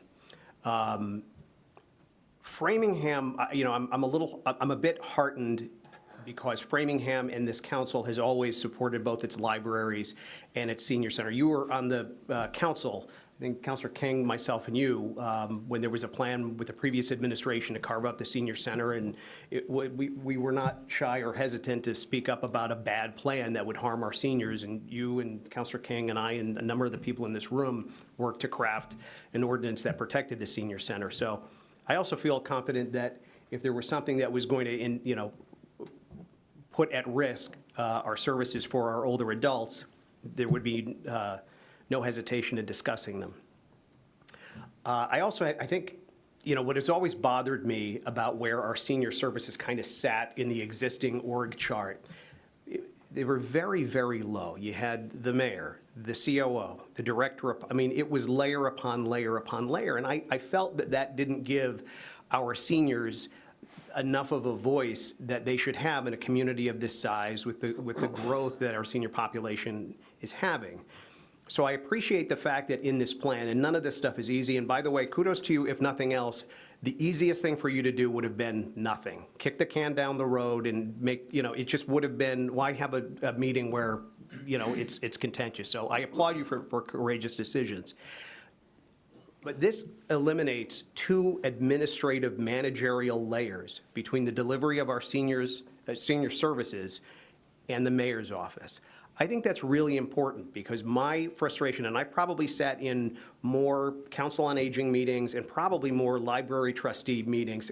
Councilor White Harvey may have me beat there because she served on both, but I've been in a lot of these meetings, and it just took so much time and effort for an idea to happen in a conference room or in the senior center to actually reach someone that could make a meaningful decision. I think this makes huge strides in the right direction there. And my kudos and sympathies in many ways to the CFO, because I think every time you hit refresh on your email or look at new numbers, there is some new layer of the onion. So, I question a lot of the decisions that have been made over time. We've had a number of CFOs that didn't seem to notice a trend. I trust that we'll figure that piece out. And then what I believe we should have a public-facing process. If we have more funds than we anticipated having, well, the folks in this room should have a voice in saying, well, do we want to invest those funds on public-facing services for our seniors, things that have been on so many wish lists for so many years that perhaps seemed unaffordable, or is the priority administrative management?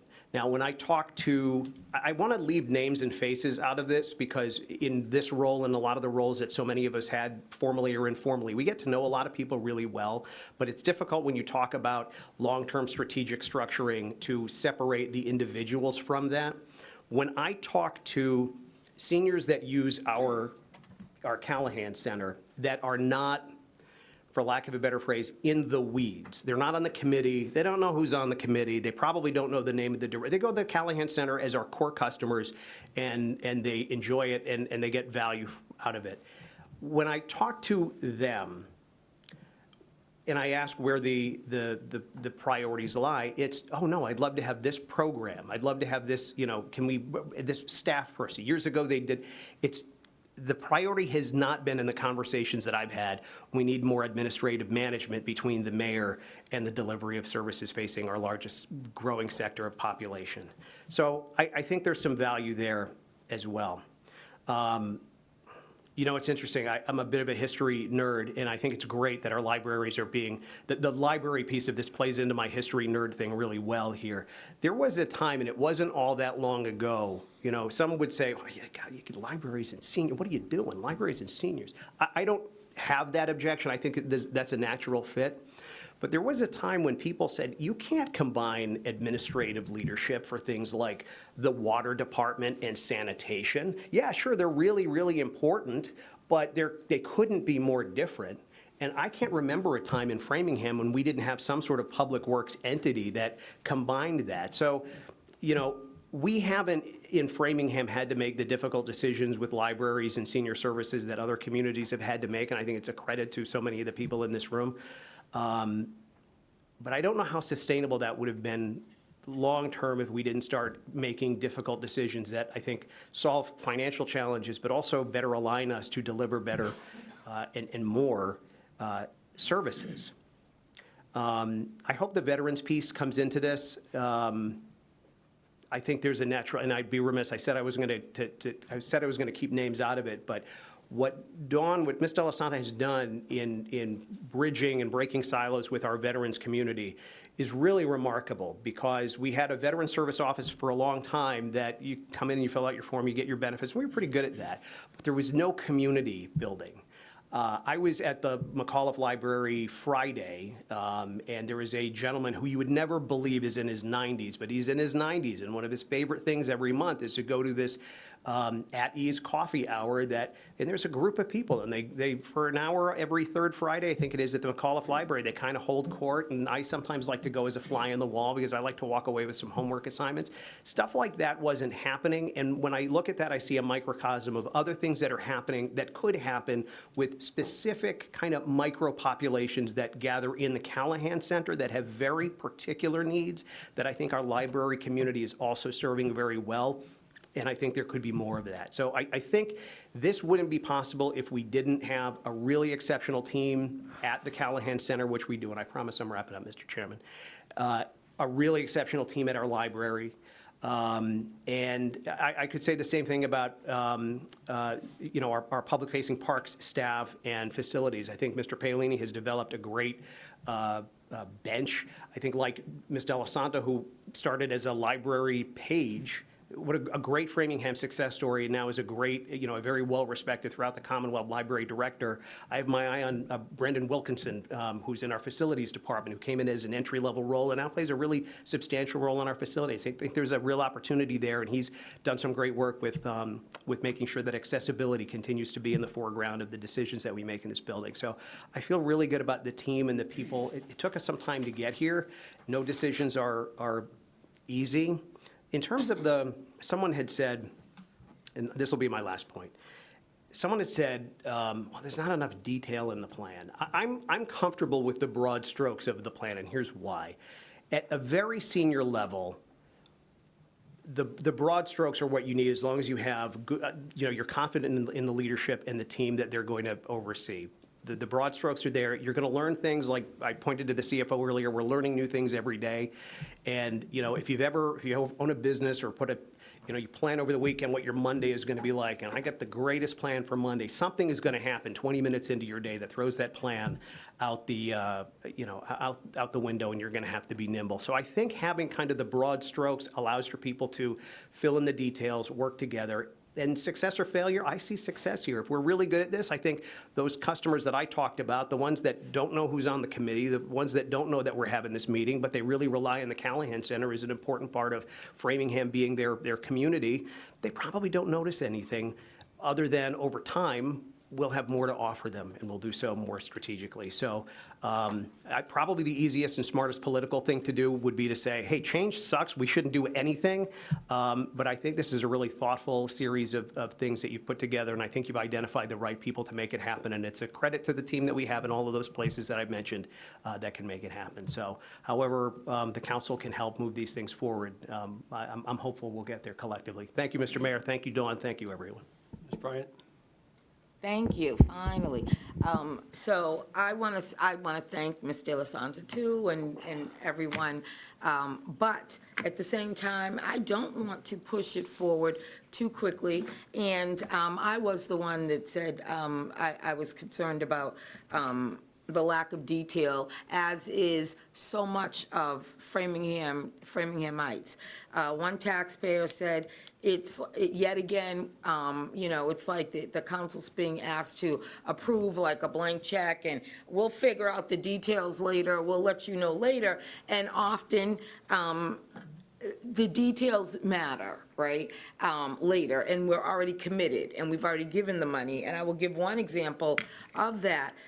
One of the budget cycles, actually, Mayor Spicer was still the mayor then, but the council ended up voting to cut the Human Resource Director position in half salary-wise, and another position in half salary-wise, and zero out I think the Economic Development position, whatever position Kevin Shea had. And the mayor's salary too was cut in half, right? something with the city solicitor, either zeroed out or cut in half, right? And the justification was, we've been paying too much, we don't need it, we can get just as good, good services, the services won't change, it'll be better economically for Framingham or whatever. But what occurred, it seemed, I don't know, a little irrational to me, but, we voted it in, that's the way it went. But then, on our inauguration day, at our inauguration meeting, the mayor came forward, just as some Framinghamites said, probably they didn't know it would be at that meeting, but they said, you're going to watch and you're going to see, I've lived in this town so long and I've been involved and I've seen it, financial people were saying that there's no way, okay, they're going to come back for the money after, okay, because you guys already did it. There's no way you can operate a city like that. There's no human resource, and I had researched that too. Good human resource director you're going to get for half of the price of what the salary we were paying and these other positions. And sure enough, the mayor came back to our inaugural meeting, our inauguration day, and requested, like the human resource position, not only be full-time, but, and the salary be increased. And as we went along, that's what happened, right? So we actually ended up paying, the salaries more and stuff, because it wasn't even feasible the other way, right? It wasn't feasible. And after Mayor Spicer left office and we had a new mayor, of course, right, that salary was increased back up, right? Like that. They did not leave it at half price. So those kind of things happen, and the public. Excuse me a second, that's just not true. The rest of the salaries, whatever, but the mayor's salary is set by charter. The initial mayor's salary was 180 whatever thousand. We cut it as a city council to 165,000 for the subsequent mayor, and the subsequent mayor has earned that the whole time. So This subsequent mayor, but when Mayor Spicer was, you guys cut it more than that. you have to cut the mayor's salary by charter before the next term. So she received the 180-something thousand salary the entire time. The new $165,000 salary came in at the beginning of his first administration. It hasn't changed. So he's been paid at the 165,000 the entire time. She was paid at the 180-something thousand the entire time. Well, and we never have to ever, because we can't. There's a requirement in charter how to do it. So, I mean, Okay. I don't want to interrupt you, but the rest of the... I will come back on that with The rest of the statements, actual I don't totally agree details, with, but that's just a okay. key charter issue. Okay, so you say, but that's what was said at the time. So I will come back with the actual, find out with financial details on that. But yes, that's what was said. But the human resource director position, the economic director position was zeroed out completely. So that was just a convenient way to get rid of that person, because then you did restore the position after, right? But, so again, the public is like, just level with us, right? So there's that, right? But in this case, in these things here, right? Now, I do like some of the improvements with the details, like that, a little bit of the details information, but I do not agree, this is wishes and hopes, that, wishful thinking and hopes that we will not diminish any services. We would like, that's what the goal is, right? We will not diminish any services, blah, blah, blah. But to use another old adage like I always like to do, many hands make light work, right? So why even risk it? If Noella is going to be doing the same work that she's already doing, right, and running the center, that presupposes that the director position, the person wasn't doing anything valuable, right? And I would have thought in a normal process, prior to the reorg, the details that Dawn was asked to look into and all that, that should have been done even before. So that what you brought was like, okay, so this is what we know we can consolidate and where we can save money, and then you could show me that there would be no reduction in services or nothing falling through the cracks. And also, a big component of what the senior center and Council on Aging does is not just the day-to-day services, okay? And normally, if you're gonna transition somebody out, like at a director level or really any position, you usually have them, you make sure that knowledge, information, background gets transferred too. But it's not just the seniors. The library is an essential institution and service for a great city or town, okay? And no matter how you cut it, mathematically speaking, if either our directors didn't have enough to do prior, which I don't believe, right? I think workers, they're always gonna give 100% or more in the work they're doing. And that was good for the library, right? But you do have to cut, Now, you can save some, you can make some efficiencies, okay? But there is a point that you cannot, just categorically say, oh yeah, we're not gonna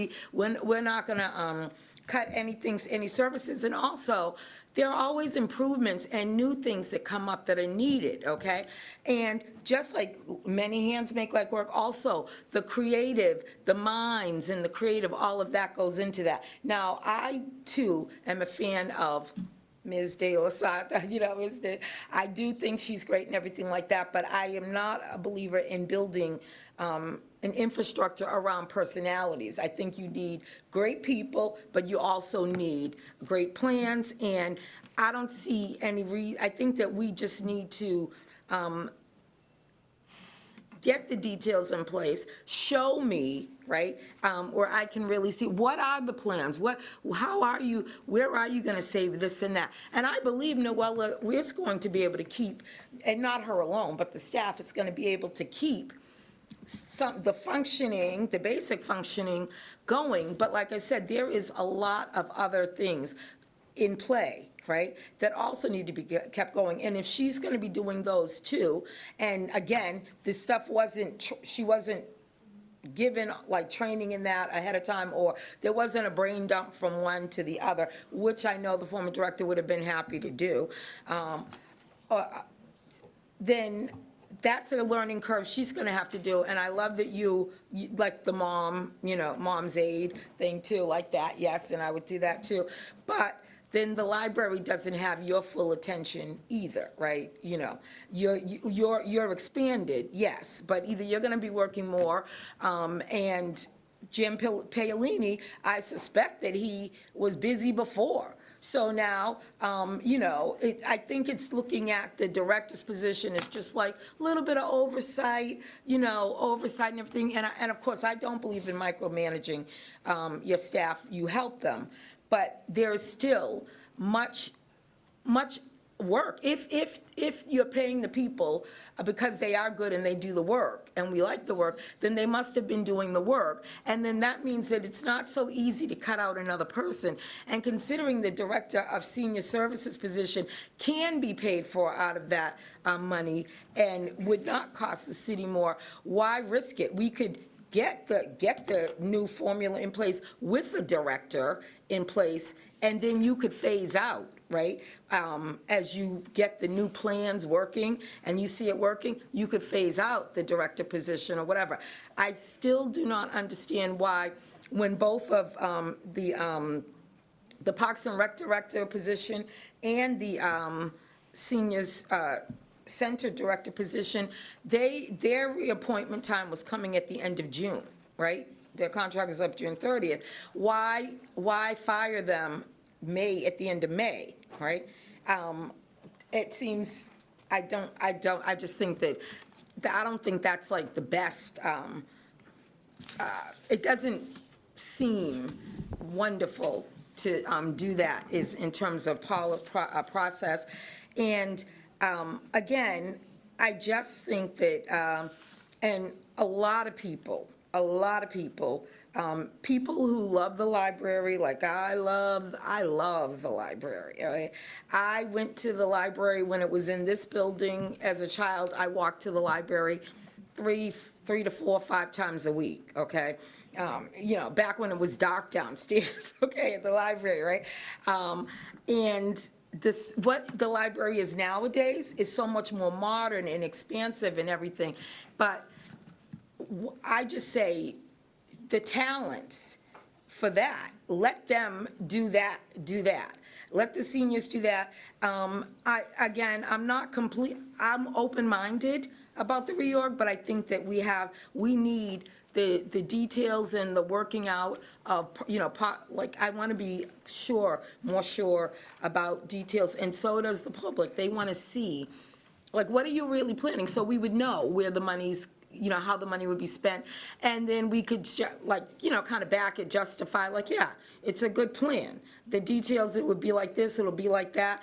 Again, Jim Paolini, you guys all have to work out how you're gonna, do this or whatever, and I'm sure there are good people under it. And then people have thrown around, I guess rumors about people's job performances and things like that. But weren't there job performances, evaluations, like on regular jobs? There is the annual and sometimes semi-annual of that, to be able to, again, back up these things, right? The model, I've seen many reorganizations, really usually they're downsizing in companies and organizations, colleges and stuff too. And the really good ones always have, they've been long-term plans and long-term even models implementing, and you start implementing some slowly. The people know in advance, it's not a shock, that kind of thing. So yes, the people, I'm sure that the senior center hit the ground running. They had no choice. Okay? They had no choice. They had to do it. The commitment's there. It's always been there, but they had no choice. And then as for the money, from the grant that was kind of stored up, well, when I investigated that, and that the amount seemed to increase, recently too, I was told from several sources that the projects that they were working on, first someone was working on it, they were told that person from the center couldn't work on it. Then 2 people from the Council on Aging were working on the project with the bus stops for seniors and things like that. And I forget what else, because I can't remember all the detail that they gave me. Then the director was told they couldn't work on it. Then the director took it up himself, and he was told he couldn't work on it, that a position would be put in place, come down the pike, just for that, not to have any of the staff work on it. But he could not use the money, not all the money, because some of the money went to repairing one of the rooms and different things, but, some of the basics. But, waiting for that position to be approved to come down the pike to give some of that money too. And of course, money kept coming in because it wasn't happening. Now, those are details, and who knows, specifically, only the people really involved, but there were people involved that did say that. So, I can't fault, I'm not here to judge on that level. All I know is that the seniors, there is a petition, and that only covers one part of town. Some people, maybe even one district, of almost 800 people who did not feel the process included them. Yet again, just like they thought some of our big decisions, to change things, did not include them early enough. They felt left out of it. And these are people who have always tried to stay involved.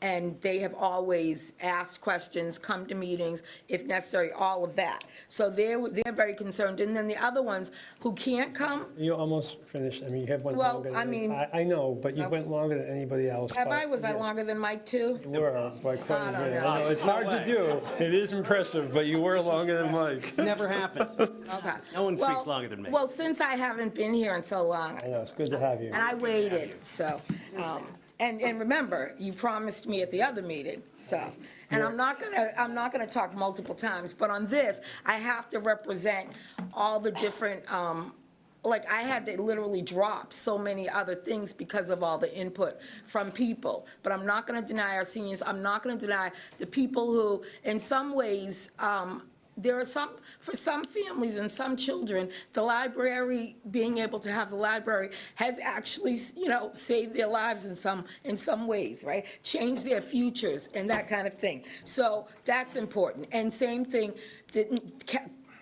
Council on Aging, Senior Center, there's a lot more seniors that need access to that and everything. And even the driving to get people and trying to get the buses and stuff like that, at the time I was aware of that struggle too. So for these reasons, and I won't go into all of these things, I think that was the volunteer thing. I just think that we need to start as a council just staying within, making sure our process is, and helping the administration's process just be good process that satisfies the public, or that we can even justify to the public. But it's always like now they feel like they're always being asked to take a leap of faith. Just trust us, just believe, and we'll see what happens after. And they're really sick of that, and they have a right to be. And I'm done. Thank you very much. All right, unless there's anything else, I'm going to go to the audience for the public hearing portion. It's 3 minutes per person. I have 4 people who signed up for public participation on reorganization. I'm going to call them first. Then I will go to 3 people who are on Zoom, and then I will take any other hands we may have. So I would ask you, you have up to 3 minutes. Please don't feel obligated to take the 3 minutes. Try to keep your comments directly on the issue, which I know some of us do not as well, like myself, of reorganization, okay? And try to do, that's the issue of the public hearing, reorganization. So obviously, we want to keep our personalities and people out of it. So with that, I will start out, Mr. Kiviat, I think that's you. Your writing is a little difficult, looks like my writing, but I figured out that it was you. Thank you. My name is Steve Kiviat, and I'm a member of the Friends of the Callahan and a former member of the Council on Aging. I'm also a senior, and there's nothing more important to me than fellow seniors. That's why I do this. The proposal to reorganize the library and the Callahan Center is very forward-thinking, and it looks to the future of our Framingham seniors. We have leaders in place already who are more than capable of guiding this new endeavor. Just give them the chance. It's not educational degrees that make a good leader. Compassion and managerial skills are far more important, as well as an understanding of Framingham's diverse community. The trilingual skill of our current Callahan leader is also a huge plus. Most members of the Senior Council spend little time at the Callahan Center and thus have no idea how it is currently functioning and how it was led in the past. Many of those who recently signed petitions do not realize that the Callahan Center had been run through fear and intimidation. The previous director used Human Resources Department as punishment for staff. Mr. Kiviat, can we just try to keep it on reorganization, okay? It is. Not- That's I know, what this but is all about. But I want to stay away Okay. from the personality All right. aspect of it. Thank you. Well- I understand, but That's part of what this is all about, why the reorganization is being considered. And I really think that needs to be mentioned here. If you don't want me to, I won't. But I will say that the crew that's in place right now is tremendous, and you need to back them up and go with them. Come visit us at the Callahan Center, and you'll see what it's all about. Thanks. I appreciate you. Okay, Carol Locke.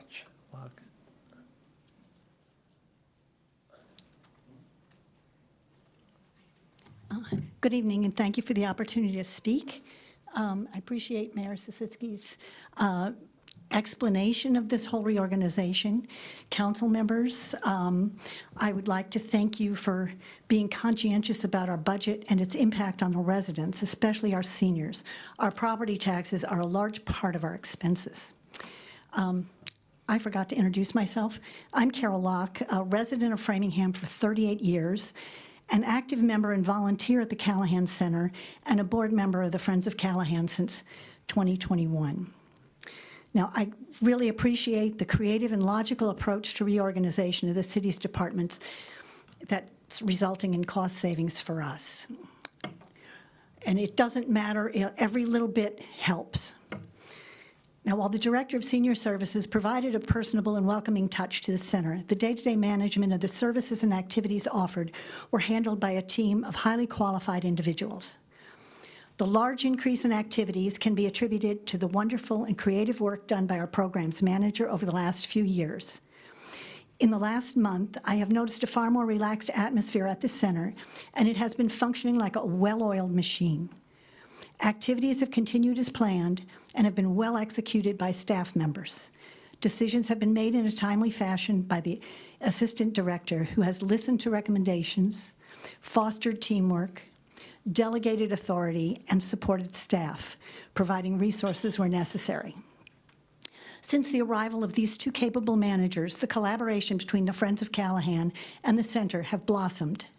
The organizational structure, moving the Callahan Center under the auspices of the library rather than Parks and Recreation, really makes sense. Think about how much better the services offered to our community are now aligned. Change is always difficult. It's easy to jump on the bandwagon and to accept limited information as the whole picture. Our mayor has proposed a novel solution, has listened to constituents, and is willing to improve an antiquated organizational structure with cost savings, and we need to support him. Thank you. Thank you. Heather Klisch.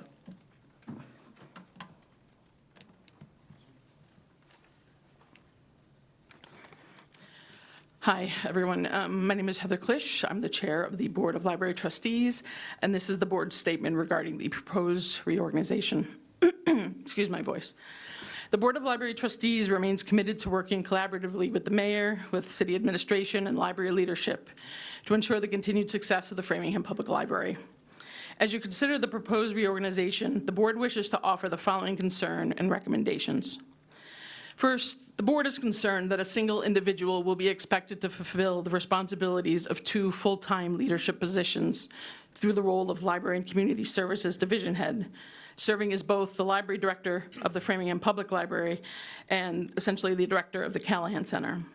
While day-to-day responsibilities can be delegated, executive leadership and accountability cannot. The board believes that the success of this model will depend in part on empowering the library assistant director to assume an expanded leadership role in support of the library director. Second, the board encourages the city to review the job classifications, compensation, and organizational support for the library director and the library assistant director. We believe these positions should be appropriately classified and that those serving in them should receive the compensation, support, and recognition their expanded responsibilities require. Third, the board recommends that the mayor meet with the Board of Library Trustees on a quarterly basis during the implementation of the reorganization to review progress, discuss goals and performance measures, identify challenges, and ensure ongoing communication with the board as it fulfills its advisory responsibilities under the Framingham Charter. Finally, the board requests that it be kept informed of and consulted before significant decisions affecting the Framingham Public Library are made so that it can effectively fulfill its responsibilities under the Framingham Charter to advise the mayor on matters concerning the library. In closing, the board also wishes to emphasize that it has full confidence in the library director and deeply appreciates her leadership and dedication to the library. Regardless of the outcome tonight, the board remains committed to supporting the library director and working collaboratively to ensure that the Framingham Public Library continues to provide outstanding service to the residents of Framingham. Thank you. Okay, thank you. Eliza Williamson.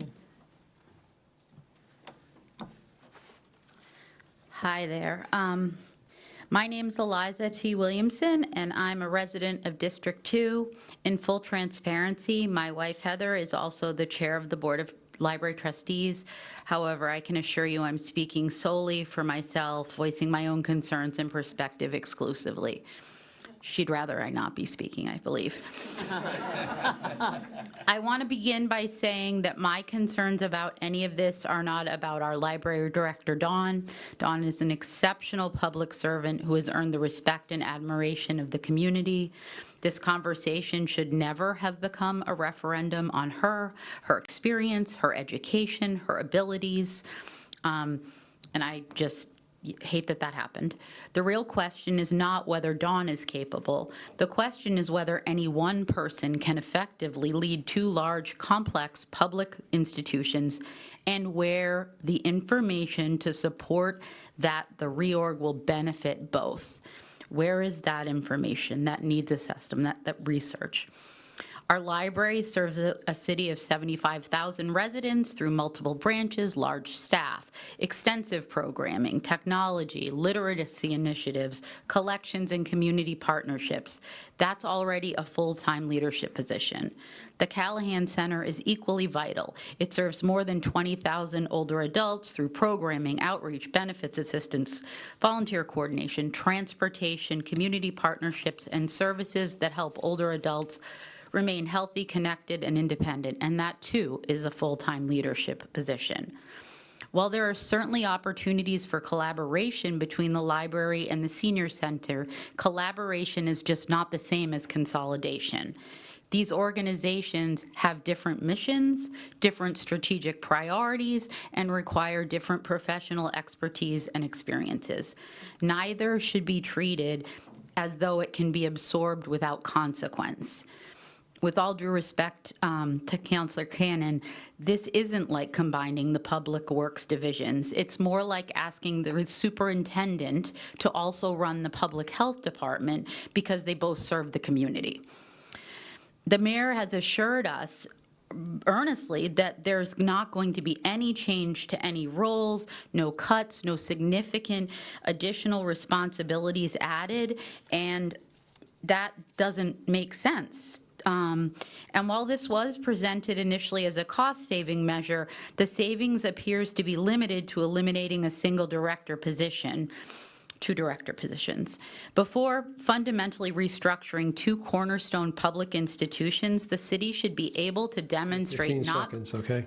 not only this financial impact, but why this model is operationally better, why we have no comprehensive organizational plan, no demonstrated needs assessment, no meaningful community engagement, and no clear explanation of how services for either department will be strengthened. So I Okay. just encourage Thank the you. Your council. time is up, okay? I can let you go 10 seconds over, but your time is up.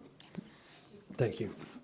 Thank you. I just encourage the city council to take I the understand, extra but time. Everybody has 3 minutes. I'm not Sir, trying to be with all due respect, given what we've listened to tonight, the fact that you won't let me finish is a little ridiculous. I understand, but if I was as ridiculous with everybody, we'd be here until tomorrow morning. So our rules clearly say there's 3 minutes for public participation. Mr. Aviani, is this a point of information or? Well, a clarification, if that's okay. Okay, sure.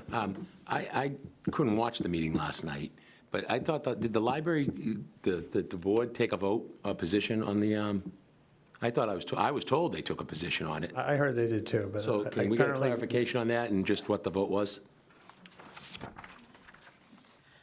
The board did not take a position on this, and we just, the statement that I read to you was the statement that the board decided to give to you. So what was the vote? There was a vote that was 10-1. Yes, there was a vote, but the vote was to whether or not to give this statement or not. It doesn't have anything to do with the actual, whether we were for or against this. I mean, I will tell you if you would like to. I think if you didn't take a vote, if you did not take a vote or a recommendation, I guess that answers the That question. answers my question. Thank It's just you. a statement, okay. Thank you. Thank you.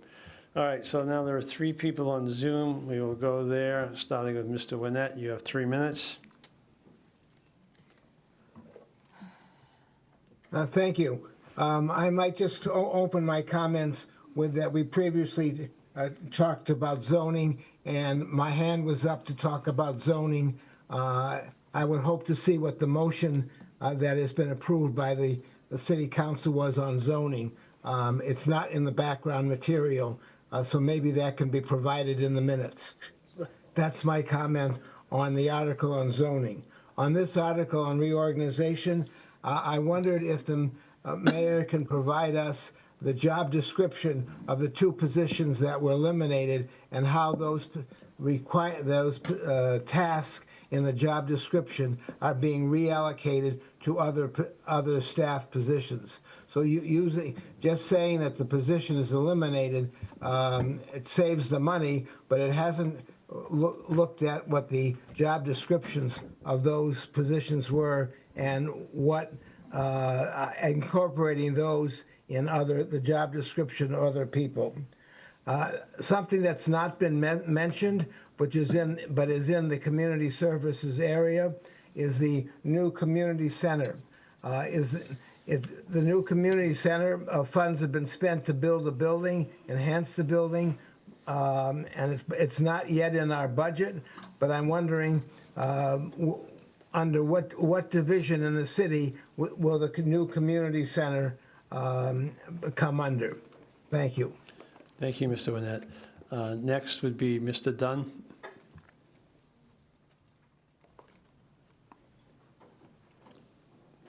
Patrick Dunn.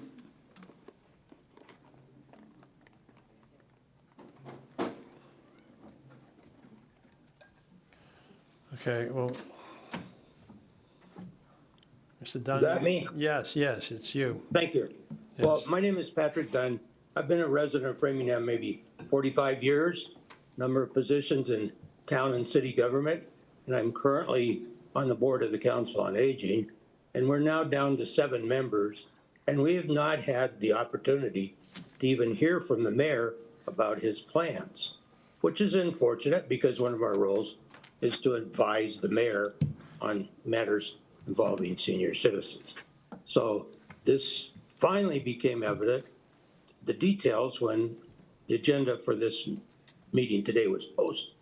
I would say that our acting director, and you may call her the deputy director, has been very good at doing the position, showing initiative, and we're all for her. I'm speaking as an individual because the board was not able to take a vote without any background material, and we barely have a quorum now. We're down 7 out of 11 positions.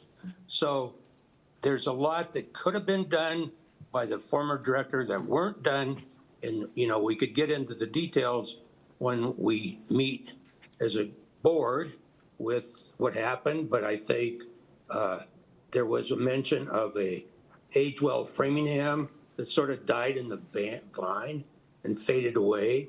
We used to have a very active transportation and travel program that actually the funds came from the Friends, and we paid for a travel director. That gap is gone, and it was a major attraction for many of us, and that's what got me after I retired from Natick to get involved with Callahan. And then I served on the Friends with my late friend Mark Goldman. And I think we can survive this, but like a key is getting these job descriptions straight and making sure people are compensated. And I was amazed when I look at the salary structure of the directors, and I saw that the director of the senior center or elder services director was pegged below the other ones. And we're not recognizing that 22% of the population in Framingham are over 65.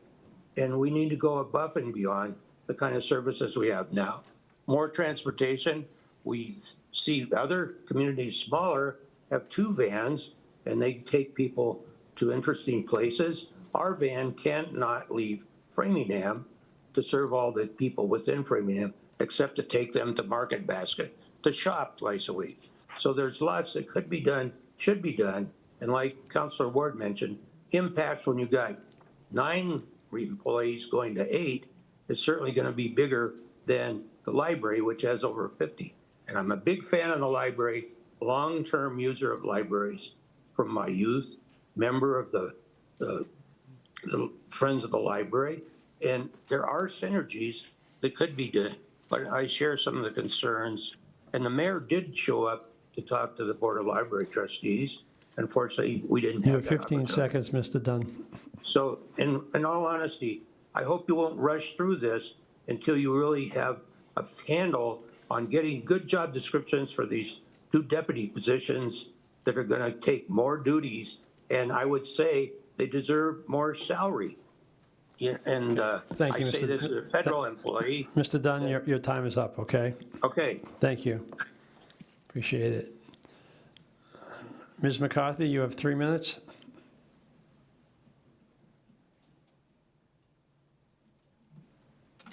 Hi, Kathy McCarthy here. Yes, 3 minutes. Go ahead, Ms. McCarthy. Yes, thank you. I just have a couple of notes down. I don't have prepared speech, but I want to preface my comments that I'm a past, as you know, COA member.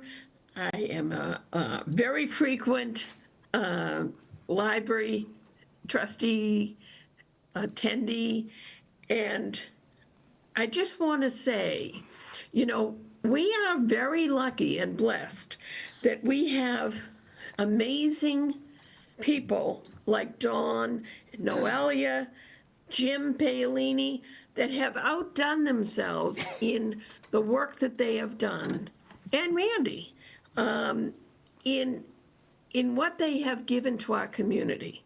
So I thank them for that. But it's very concerning as a senior, as an advocate for the disabled. And there was many things. You talk about the Age Well program that was hoping to be revived.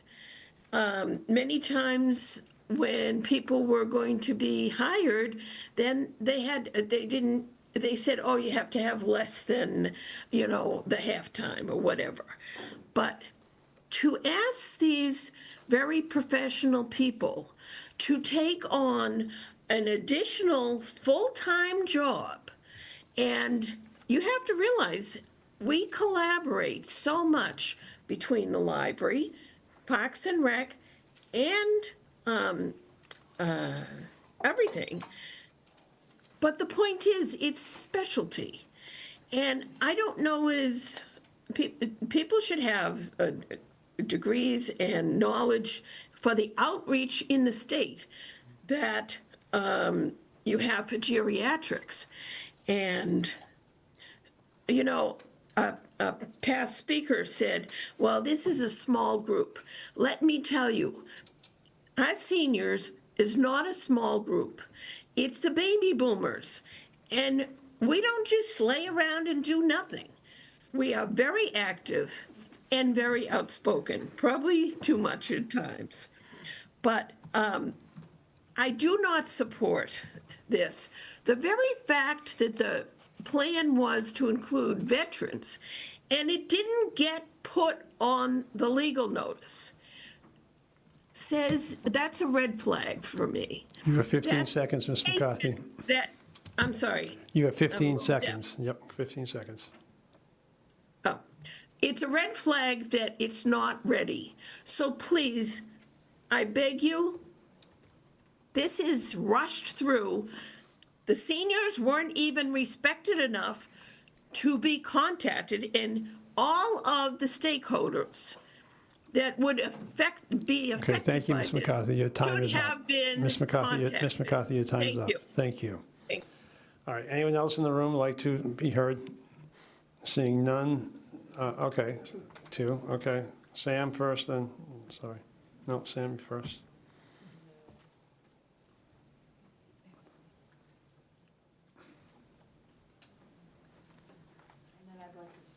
Thank you for listening. My name is Sam Mercurio. I'm listening here to Mary Kate all the time, so. My only concern is not to look at the details yet. This is a first run-through on all this. I appreciate what the mayor is trying to do. I particularly like the fact that the mayor has said that we're going to try and get more services out of the monies that we have. So I'm just going to ask him the question I ask him every year, which is, can I expand the concert series? I agree with that. And he's grinning because he knows I'm going to ask him again and again and again. But I'm the host of the largest the largest group of gathering people in this community every week in the summer. And we could expand that and have those people meet even more often.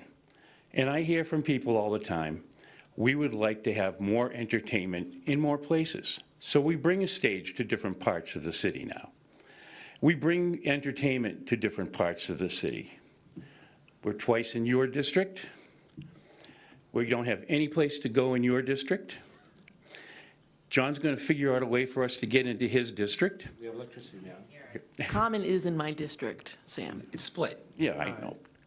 So for the Sam, record. can you try to- Sam, could you try to address, 50, Sam, 70, I'm gonna Sam, put it- could you try to address reorganization, please? Yeah, well, this is the point, is we've been reorganizing, bringing entertainment to many different places. And the way that we do this is by raising funds. We do get some art grants. We get grants from different places. I raise money from local businesses and from the community. All of this goes towards something that when I ran for council was my slogan, which is to make Framingham an entertainment destination once again. Talk about all these empty buildings.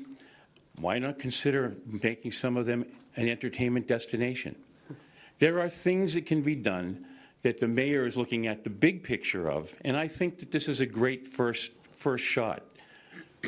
The details, they're going to come. And every time you flip a page, there's another detail. So as we go along, I think that we'll see more and more that there are details that we all think of, that we bring to his office, and all of this works out for us. Hopefully, I see a lot of you this Friday at Butterworth, and maybe on Thursday at the McAuliffe Library, because they have entertainment, as does the Callahan Center. So we have entertainment and cultural needs in the city that are being addressed in this whole initiative. And that, I think, is a positive. So let's hope that we can get more of this going on and more of it happening on a regular basis. Thank you. Kathy, you?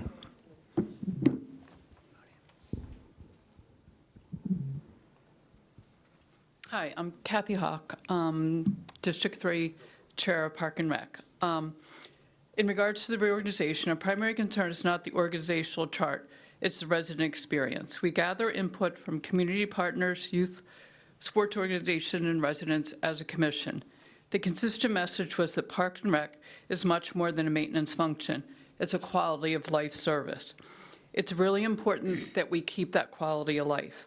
Preserving its mission, expertise, and commitment to the residents should remain our highest priority. And one thing I'd like to mention is that Allison hasn't been mentioned here much tonight. Dawn has done a great job. I'd also like to thank Allison for stepping up and doing everything she's done in the midst of stuff that had to totally hold the fort down. We have a lot going on with Mary Dennis and everything, so I'd like to also make sure that she gets acknowledged for everything she's doing, and hope that we can maintain Park and Rec as we've had it. Thank you. Okay, so seeing no other comments from the audience or on Zoom, I'm going to go back to the council for any brief comments, and then we do have other business, so. Mr. Chairman? Mr. Aviani first, and Mr. Stefanini. Just for Sam, who spoke earlier, our finance subcommittee, Mr. Chairman, you brought up the fact that we were doing less concerts and that how we could interact more. And he talks about fundraising. In the past, they'd send out. We were told they sent out, but I went through all my email. I used to get asked to donate to the concerts. Then we didn't get asked.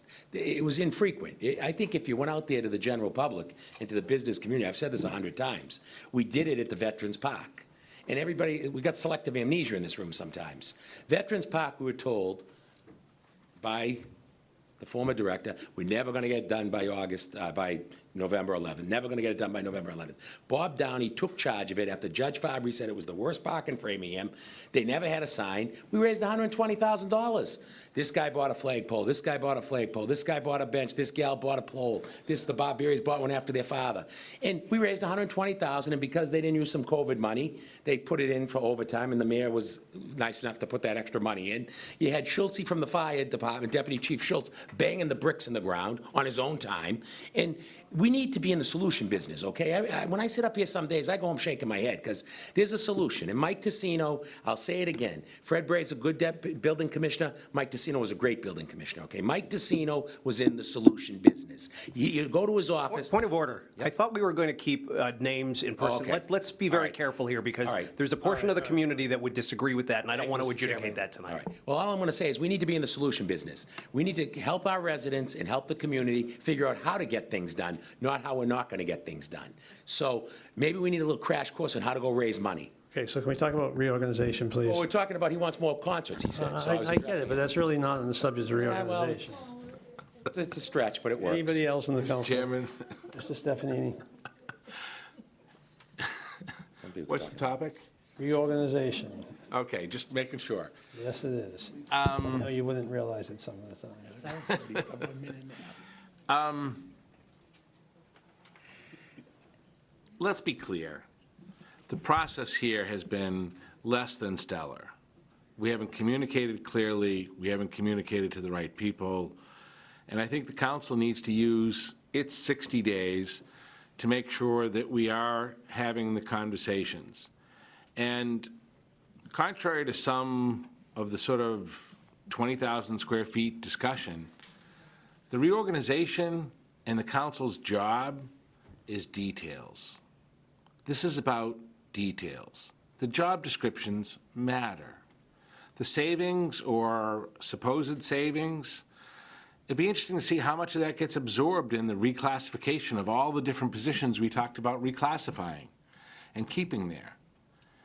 And we've lost track of some of this conversation in some of this. And a few speakers have made this clear. This is about the delivery of services. In a $398 million budget, this is 0.003% of our budget. Our budget went up 4% this year. We're not having a fire sale. We've got to figure out how we deliver these services. And I think there are some compelling cases for some of the synergies, and depending on whether we talk about collaborating, coordinating, or controlling. But there are some opportunities here, and I do appreciate the mayor bringing this forward. I do think it is a little concerning that nobody has done some of these. The capital facilities and parks are really an odd combination. It's a very large department with a smaller department with people that do very different things. I think the details on that are going to matter. We're talking about licensing, controlling our parks. That means you need to understand the laws and rules and regulations around our parks and how that works. And I was comforted by the mayor's answer to that question in terms of who's going to be accountable. But I do think that we need more process. I do think we need to do the details. The ordinance put forward has a bunch of things we need to include that the mayor talked about. The reserve funds and making sure they're clear in terms of who is responsible. Dealing with the job classifications and job descriptions, which have to be approved by the council. They shouldn't be approved tomorrow or the next day. They should be approved as part of this process, so we all know up front what everybody's job description is, what their roles and responsibilities are, and what their compensation is. So we all know what it is that's going on. Because this isn't just about dollars and cents. And it isn't about the personalities. As much as we all like to say that, and it's hard to get away from, I like this person or I don't like this person, I try not to look at it that way. I try to look at it as, what are we doing that helps us? And I can say this now because the person is just retired, but the deputy director of the park department, and anybody in that position, has always had a terse relationship with all of the sports constituencies because they want to protect the fields, and everybody who runs the programs wants to be on the fields immediately. And as one of the people who ran the lacrosse program for years, I always wanted to be out there in March. And he'd say, well, you won't be out there in June if you're out there in March because you'll destroy the grass.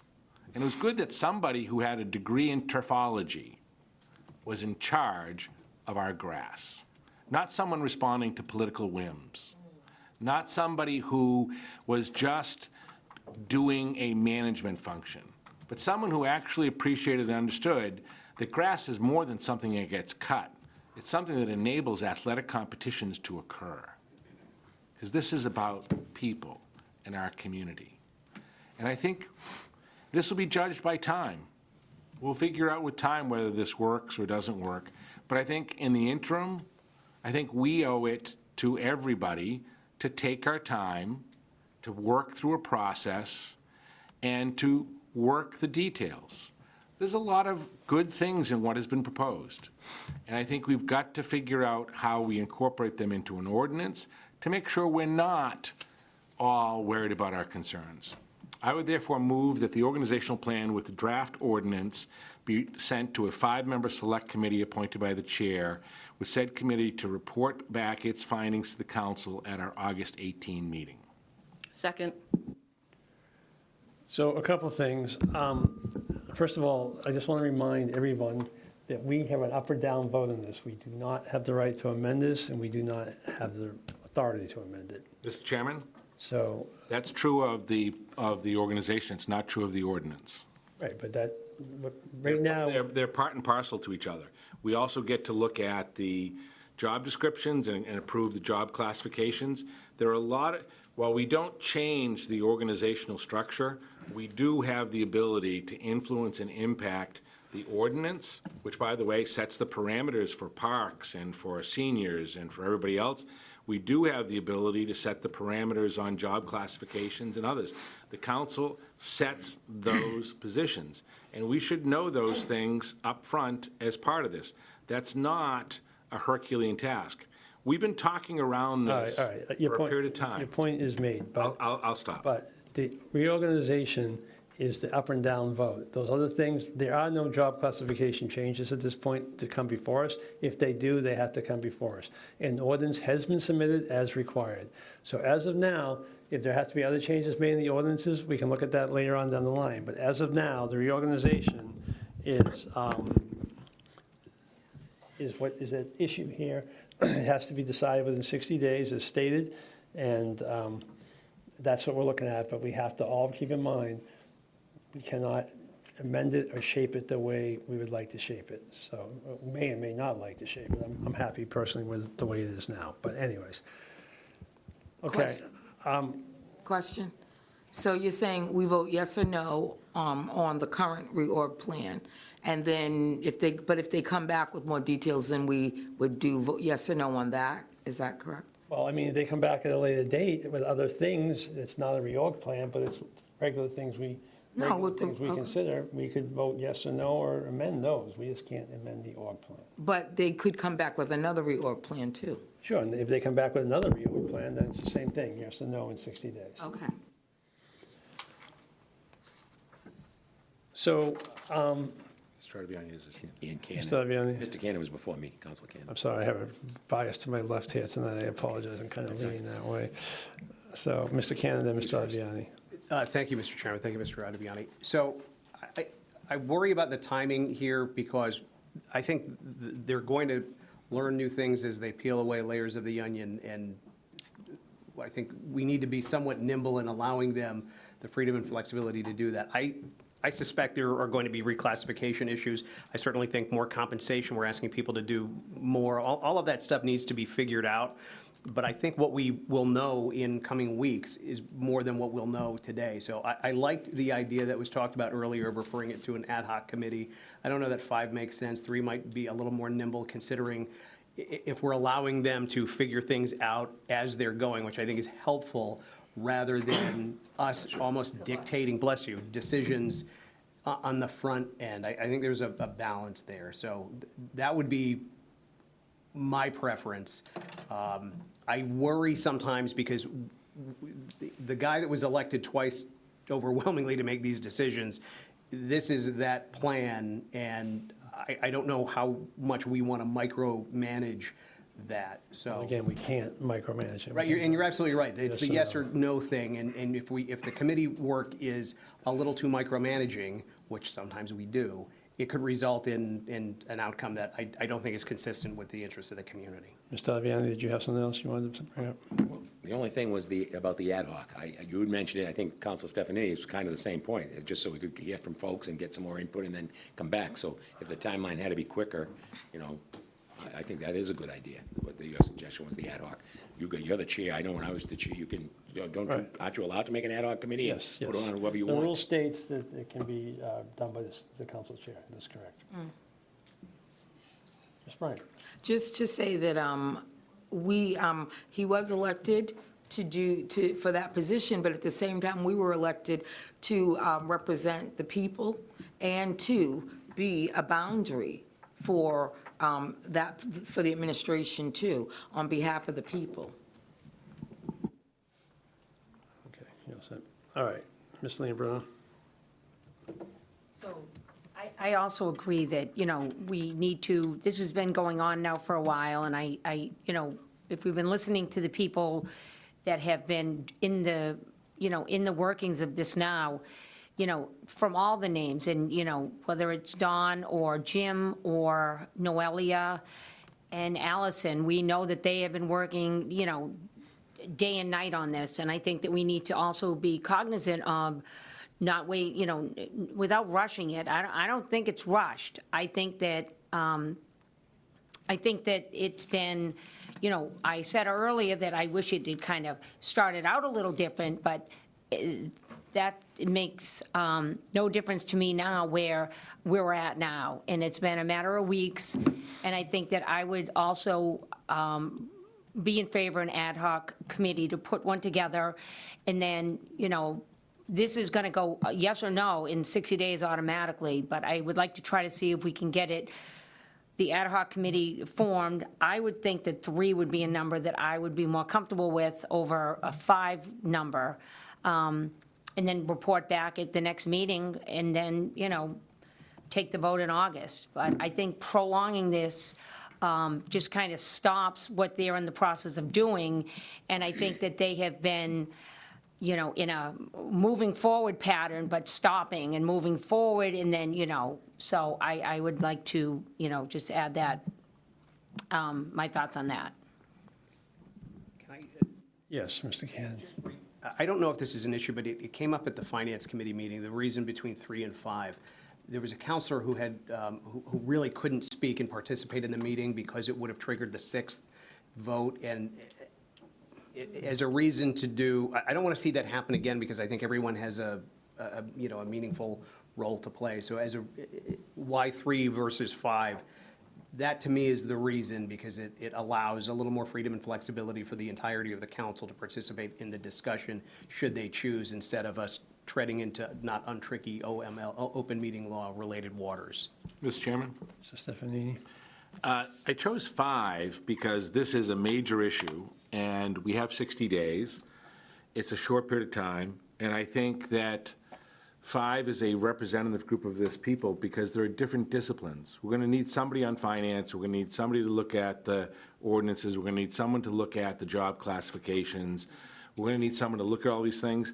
It doesn't become an issue for the most part for the Finance Committee with a group of 5. And in fact, we get more input into the conversation. Groups of 3 tend to be a chair-driven discussion, and they tend to be less focused, and they work well, I think, in some instances. I think this is a good opportunity for 5 members of the council to thrash this out, because there are a lot of details and discussion that needs to take place. Yes, the reorg is a yes or no vote. But all of the other components which are part and parcel to the reorganization are not yes or no votes. And they require a discussion relative to the details. I'd like to know, is there savings here? Which is issue relative to the job descriptions and the classifications, which, by the way, exist today. I'd like to know on the ordinances how we look at some of the things the mayor talked about as protections and the way it will operate, and how we incorporate those into an ordinance, which, by the way, we do all the time as a matter of our policy setting rules and regulations. So I think that having 5 people gives 2 more counselors a voice in that process, and that process is going to be important as it comes back to us in August, and then again ultimately in September. What's September? Well, the ordinance will require 2 votes, and if we refer it to a subcommittee, it's going to have to go there and follow the normal process that we follow to have it come back and voted on. I don't believe it requires 2 votes, it requires 2 readings. The ordinance will require 2 votes. 2 readings. No, the ordinance will require 2 votes. The reorganization plan requires 1 vote, No, I agree with that, but ordinances require 2 readings. 2 votes. Okay, well, we can check that. We can figure that out. We'll figure that out. Every ordinance we've done since we've been a city has had 2 votes. I agree, but I So if think, all of a sudden we're going to change our rules, Not that's changing- not a good look. I don't think we're changing our rules, but I think it's always seemed a little redundant to me in preparation for this hearing and this whole subject. I looked at it, and I think it requires 2 readings, which would be tonight and then the other night, and when we vote on it. So I don't think it requires 2 votes. I think it requires 2 readings, but we can check that out. We can get in, we have time. But, Ms. Lindblom, So I would like to make a motion to put a 3-member ad hoc committee together. Basically what I stated before, which I didn't make the motion, and just, so that's an amendment to Mr. Stephanie's motion for Yes. 3 people. Is this a motion on the table? Okay. Point of information? Yes. You don't need a motion. You get to do it by charter, by vote. I've made You're a the chair. motion, so the motion We're going to overrides vote on the your rules. motion. But the chairman, I thought, could make this committee up by himself. Well, I could. There's nothing. I could, well, it's or, it's not, I mean, I could sit here and say I can make the committee, we won't even vote, but I'm not going to do that. But I do also think a 3-member committee makes a little more sense. My intent would have been to appoint a 3-member ad hoc committee, but I don't want to just usurp that under the rules. So we'll put it to a vote. So it's, the amendment is for 3. Is there a second to that? Is there a second to the amendment for 3? Okay, I'll second it. okay, Ms. Long. I mean, if everybody wants 5, I mean, I just thought that 3 was, I'll go with whatever. I seconded it. Well, thank you. I think 3 makes more sense for a lot of the reasons that, I think it's more manageable for some of the reasons Mr. Cannon, whatever, but That's, the OML thing was my, because I remember it was difficult. Tracy had good thoughts and wanted to participate in that way. And while I appreciate Councilor Stefanini's argument that it gives 2 more counselors an opportunity to participate, what I saw the other night, it really prevented more counselors from being able to participate. Now, in theory, none of it matters because it's all going to come back to the full council. But if someone has something to offer in a public forum, it allows the entirety of the council to weigh in the ad hoc process. This is very in the weeds, and I appreciate that we're spending a little time on it, but I think ultimately we'll be successful either way. Given the choice, I think 3 makes sense for the reasons I mentioned and others have chimed in on, but is it the end of the day if it's 5? No, I don't think so. okay, so Ms. Bryant, then I'm going to take a vote. I liked his thinking at first, but I originally did think that 5 was better because for the reasons that Councilor Stefanini stated. And although I did come with the mandate to that meeting from some residents in my district, right, to make and it was just a positive statement, whatever. But I wouldn't have been speaking at that meeting as a counselor anyway, as a resident. And I think that we can see on this issue, the residents are well represented, from the public. So I would prefer to be, to have a subset, like a 5, when I think, to get comprehensive at this point. And I think it would actually, the details, I think it would move it along, like, there'd be less chance of dissatisfaction when it came back to the whole of us. That's what I'm thinking. You realize that the I'm sorry, Mr. Chairman. Go ahead, but then we're going to vote. You realize that, because I looked into the open meeting law thing, you can't, I was just speaking as a resident, doesn't forgive, I mean, it really is, so if you're comfortable with that, I'm fine with that, but it doesn't. Yeah, I'm not gonna, I won't even come as a resident on this. I will watch the All right, meetings. I don't think we need to have this discussion now. Well, thank you, Mike. I think we should have it, though, but I don't think we have to have it now. Yes. All And right. I do know that. So the amendment is, I'm going to take a vote first on the amendment for 3, and then I'm going to take a vote on the main motion for the ad hoc committee to report back at our August meeting.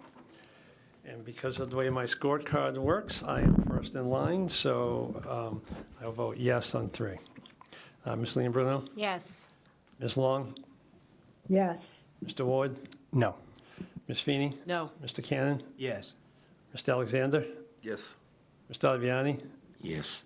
Ms. Malik? Yes. And Mr. Stefanini? No.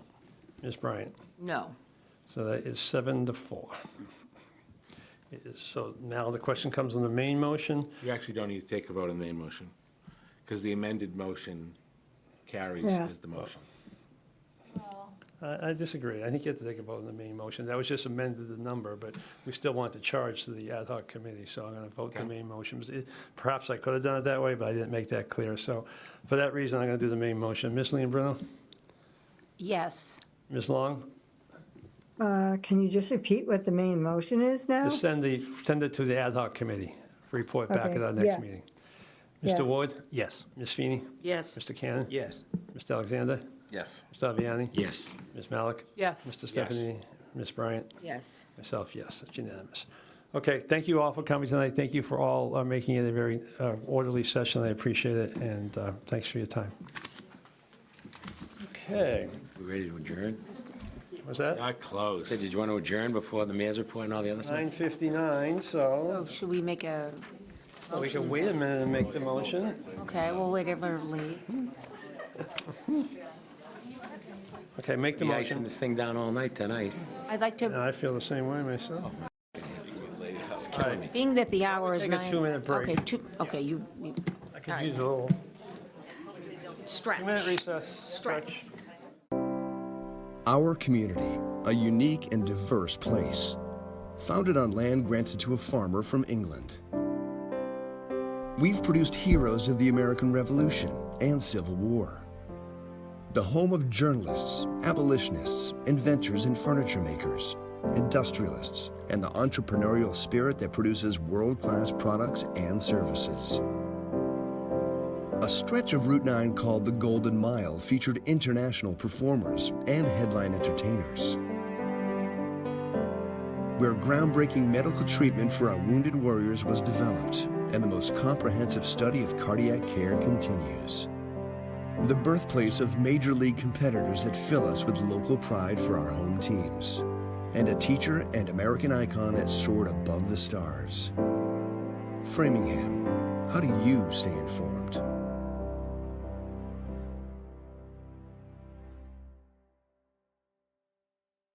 Mr. Mayor, if you would mind trying to maybe be a little brief, that would be great.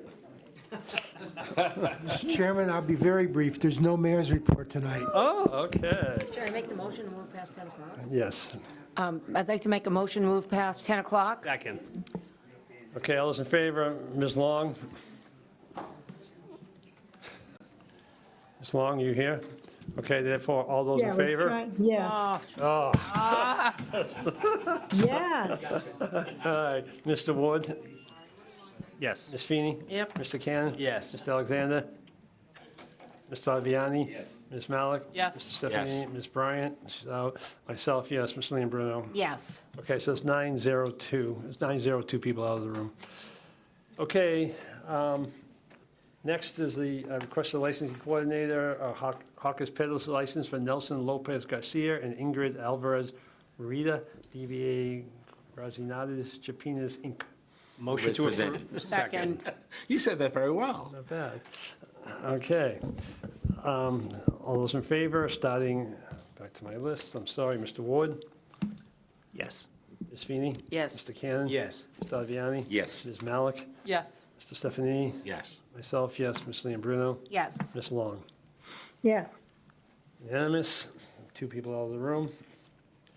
Request of Council Feeney, an update of 613 Pleasant Street from the Director of Planning and Community Development.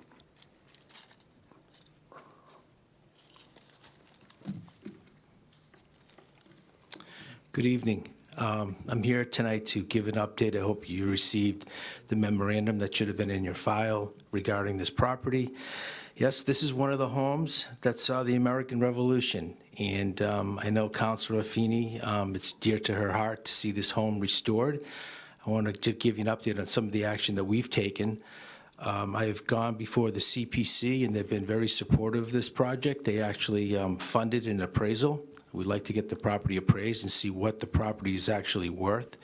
It's not your typical appraisal because of the historic nature of not only being historic, but it's also in its own historic district. If you go through the memorandum, you'll see the history of this site where this community actually put a historic district on top of this property. This property is owned by Fred Lautman. I've been dealing with Fred since I started here for 4 years. And he has a family issue right now regarding the property. And I asked would he be interested in selling it, either selling it to the city or selling it to a private developer. I then took an initiative to bring the contractor who's actually doing the Athenaeum restoration work. If you guys have had a chance to go down there and take a look at that, it's pretty impressive. And I wanted to get an update from someone who actually restores historic structures. So we walked the site, he looked at the property, and he looked at me and he goes, Sarkey, there's nothing that scares me about this building.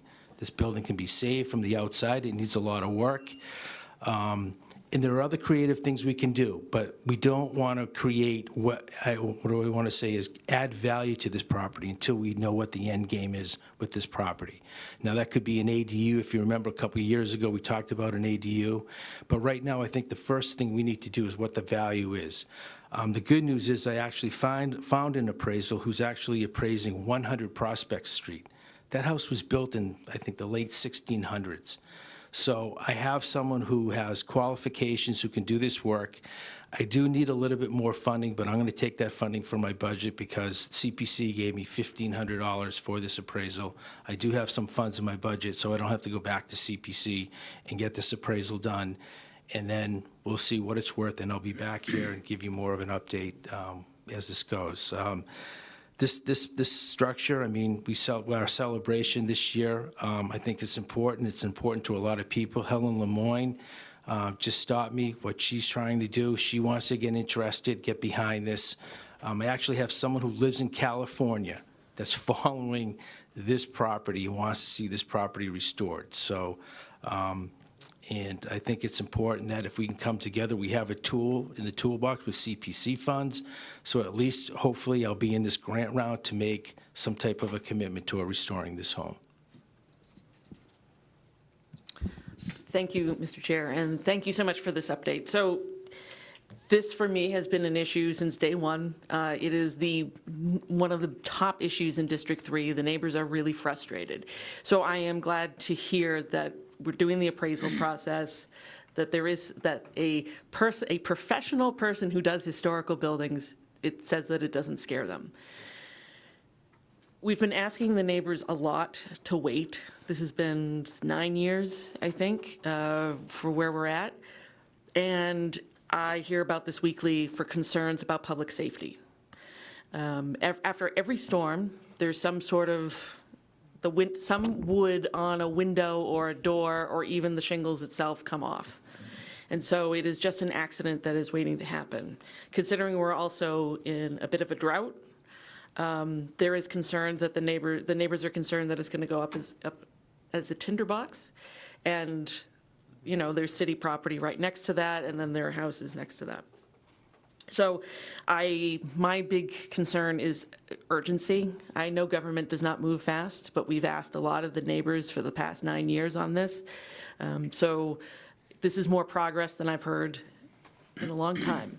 So I appreciate that. Just for my colleagues, I added on background a letter that I wrote, Mr. Sarkeesian, back in January, just with 2 other ideas. The Attorney General has a neighborhood division that looks at, it's a renewal division that looks at getting a receiver for properties that have blight that's negatively impacted, and that's worked in Worcester and other communities. And then just also, you know, if we're looking for more people, which It doesn't sound like we're looking for people to be developers, but to take this, but you can always work with Preservation Massachusetts to put it on their endangered list. And I really hate to see that there is a property in Framingham that's on the would be on the endangered list. I do also wonder with the Sarah Clay's house a number of years ago, it seemed like that was a very community-driven project as well. That house was in very dire shape, and now it's gorgeous, and someone's living in it. So I'm wondering if there is something like that campaign that we can also do for this house as well. I don't know if you've also seen 110 Edge Hill Road, the historic preservation that house is undergone, but you know, trying to find someone who really has the passion towards historic preservation is, you know, that's the key, right? To find the right property owner. And again, you know, the town did the right thing years ago. You know, they tried to work with the property owner. They gave a variance. They needed a frontage variance so that they would be allowed to build a house in the back, and in turn, obviously, preserve the home. And unfortunately, you know, the follow-up and what have you, it just didn't happen. And I think now there's more eyes looking at different projects. And again, you know, we'll get the appraisal done, and I'll be back. I got to talk to the mayor, you know, about what our steps should be with our city solicitor. That's something we haven't really pursued yet, but we will. Well, I asked just if you can just keep me in the loop. I know you're good at that, but I'd really like to be more in these conversations and know what's going on, so. Thank you. Mr. Viviani. I appreciate this being brought up, but 9 years ago, Dennis Giambetti was the chair of the city council. He came to the zoning board. I was chair of the zoning board. They begged us to give this person a variance so he could get another lot, and they promised to preserve it. Here we are 9 years later. It's the worst-looking house on the street. It's probably one of the worst-looking houses in the neighborhood. And then, just to piggyback, it's expensive. This stuff is going to happen overnight. And then the Sarah Clay's house, it all depends who the builder and the developer is, to be honest with you. Because that house has vinyl windows, okay? Because there was a local Framingham contractor that wanted to buy it, and they told me he had to use these special windows. He had to do this, he had to do that, and it had to be architecturally significant. The windows in my house are better than the windows in the Sarah Clay's house, okay? Sarah Clay's got vinyl windows. There's nothing historical about vinyl windows, okay? And it was done. And it's okay. It's a lot better than it looked, but I went to that auction. It's vinyl windows, okay? They were given preferential treatment on that rehab on that one, let me tell you. We'll just leave it at that. Vinyl windows. So I would just have a comment. I mean, I certainly understand the frustration. I was on the city council 9 years ago when it first came to us. I thought we had a good solution. It didn't work out.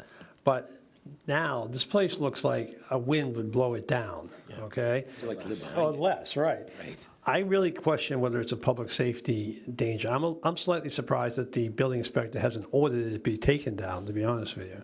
So I would be interested in what the building inspector says about the safety of the house as it stands now. Is it really, really, it's stunning to me how brittle it looks. And I agree with Mary Kate said about if it catches fire, it's gone in 5 minutes. I mean, The vinyl fence will come down behind it, too, to the new neighbor. And just a point of information, Mr. Chair, you said it best, but here's what happens. If they condemn that house and it gets torn down, you just rewarded the guy that owns the lot. That's the problem. That's the problem. That lot's 400,000 empty, So, a couple of just for the record. I do recognize, I'm not advocating for it to be torn down. I'm simply asking whether it's a public safety hazard. I understand. I do agree with you that if it were to tear down, fall down, burn down, however it got down, I agree that it's kind of rewarding bad behavior. There's no question about that. But I just don't know how you get around that sometimes too. But I agree with that. Mr. Chairman? Mr. Stefanini? I would just make a suggestion. I don't often believe that we should use the legal force of our community against a property owner. But this property owner has clearly, for a very long period of time, employed a strategy of hoping it falls down, for the reasons Mr. Ottaviani mentioned. And I think we need to consider commencing legal action against this person on a host of different opportunities, including violation of the zoning piece, to protect ourselves. But we're going to wake up someday, it's going to be, oops, it fell down, and we're going to turn around and see, you know, it sold for $400,000. And I think we're going to be disappointed. Yes. I didn't want to hog this, but one of the things that residents have asked about is fines. If there's anything we could do about fines and fining this developer to get moving. I appreciate, again, the assessment, but we need to do more quickly, and this developer does need to be held accountable. Okay, thank you, Mr. Sarkeesian. Next on the agenda is Mr. Hayes from the Traffic Commission is here, still here, regarding parking amendments for Union Ave, Sanger Street, and Buckminster Street parking. Good evening, Mr. Chairman, members of the council. Matt Hayes, Director of Traffic and Transportation. Before you tonight are two changes to the Framingham traffic and parking regulations. First is at New Life Church at 73 Union Ave. They have requested on-street accessible parking spaces. This has become necessary due to the ongoing construction of the Framingham Regional Justice Center, and namely their impact on parking on Pearl Street. So what the church has requested is 4 spaces, 2 spaces on Union Ave in front of the church, and 2 spaces on Sanger Street at the common of the park. Motion to approve is recommended. Second. Is there more to come? It's Sundays only, is for those spaces. That's the last bit. Ms. Bryant? And so the spaces, you say they're Sunday only, and what, they can't park there now, is that it? Well, the spaces get taken, and they don't have access to those spaces on Sundays. And they stated that they have a large handicap population that does attend the church, and parking on Pearl Street was their best option previously. Yeah, parking lot and stuff. And, yeah, they can just intend to bank, but they do need some right around there. But, I mean, I thought they parked they park anyway there. So what, you need to mark the spaces, and it's going to say just for that church? No, they don't need to be marked by markings on the pavement itself, just the signs need to go in. The Okay. signs will say Sunday only. Okay, so when it's not Sunday, no one can park along that way, is that what you're saying? No, it'll be a standard parking space Okay, when it's not Sunday. Okay, it's been moved and seconded. All those in favor, get back to my list, sorry. Ms. Feeney? Yes. Mr. Cannon? Yes. Mr. Alexander? Mr. Aviani? Yes. Ms. Malik? Yes. Mr. Stephanie? Yes. Ms. Bryant? Yes. Myself, yes. Ms. Leon-Bruno? Yes. Ms. Long? Yes. Mr. Ward? Yes. Thank you. And the second regulation change is for Buckminster Street, a one-way street between Union Ave and Walnut Street. It's currently under the odd-even parking regulation. The change in front of you would place parking on the odd side, which is the north side of the street. This is the side with an existing sidewalk. And it would present a safer arrangement for drivers and pedestrians. So moved. Second. Okay, any further discussion?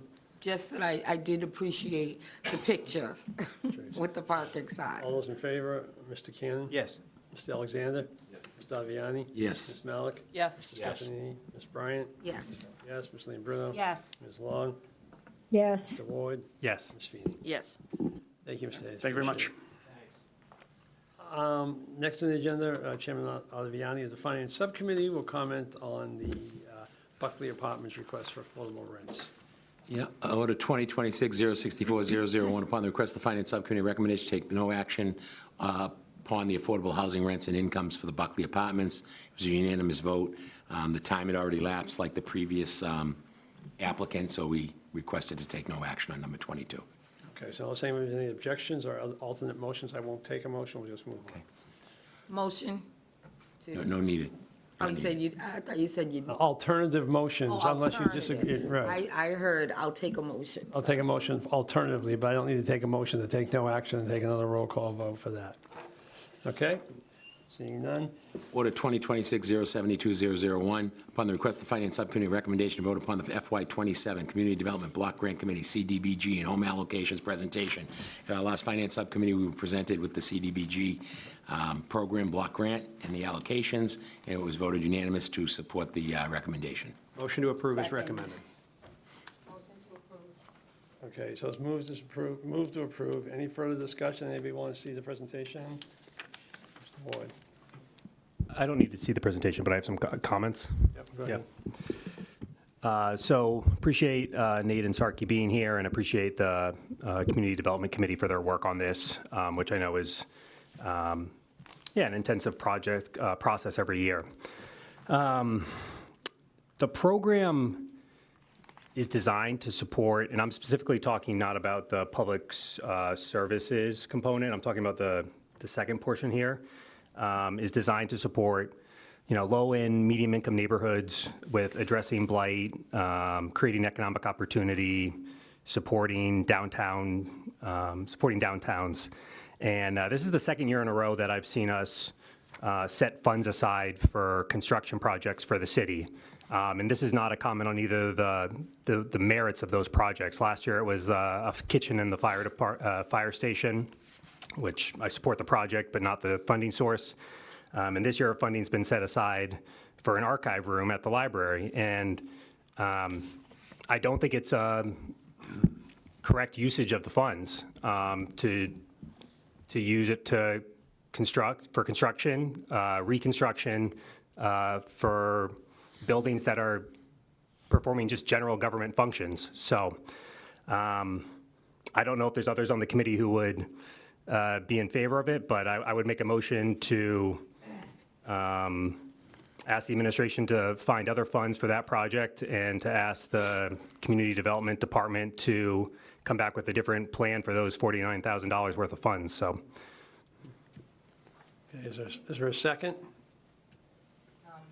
Question, where? Hold on for a second. this Is there a second archive to the? thing, where Hold was- on for a second. Is there a second to the motion? I'll second the motion for discussion. Thank you. Okay, Ms. Bryant, did you have a question? or Yes, you said for an archive room in the library? Oh, okay. No, we're not on the CDBG thing? comment? We are on the CDBG. That's what I thought, and I don't. The third item down on the background material, FY '27 budget recommendations. Third item down, because I did look at them, I must have missed it. Okay, so are there any other comments or questions? Okay, so I'm going to take a vote. The first vote will be on the amendment to take out $49,000 from the archive room. So first. Chair, can you respond to that? Either of you, in terms of sort of the use of intention of CDBG funds? Yeah, all of these projects do take place within our low-income area benefit CDBG areas, so they are an appropriate use of the funds. it is in the neighborhood. I guess I would just respectfully disagree with the use of the funds. Okay, so all those in favor of the amendment to reduce to $49,000? Mr. Cannon? No. Mr. Alexander? No. Mr. Aviani? No. Ms. Malik? Yes. Mr. Stefanini? Ms. Bryant? Yes. Myself, no. Ms. Lean-Bruno? No. Ms. Long? No. Mr. Ward? Yes. Ms. Feeney? No. So it's three in favor, 8 opposed to remove it. So it's not removed. So the question comes on the entire package as presented. Mr. Alexander? Yes. Mr. Aviani? Yes. Ms. Malik? Yes. Mr. Stefanini? Yes. Ms. Bryant? Yes. Myself, yes. Ms. Lean-Bruno? Yes. Ms. Long? Yes. Mr. Ward? Yes. Ms. Feeney? Yes. Mr. Cannon? Yes. Okay. Next on the agenda is the request of Council Stefanini, referral to the Traffic Commission, consideration of an ordinance to restrict the speed limit on Winter Street. I don't know that we can actually refer things to the Traffic Commission, but, yes, Ms. Malik. Councilor Stefanini, the Traffic Commission has a petition process for when you want to make changes like that. I'm just curious why that doesn't have to come through council. So, Because the state statute involved gives the council the authority to set the 25-mile-an-hour speed limit on certain roads, which the council has done. So technically, this could be done by the council without the Traffic Commission's opinion at all.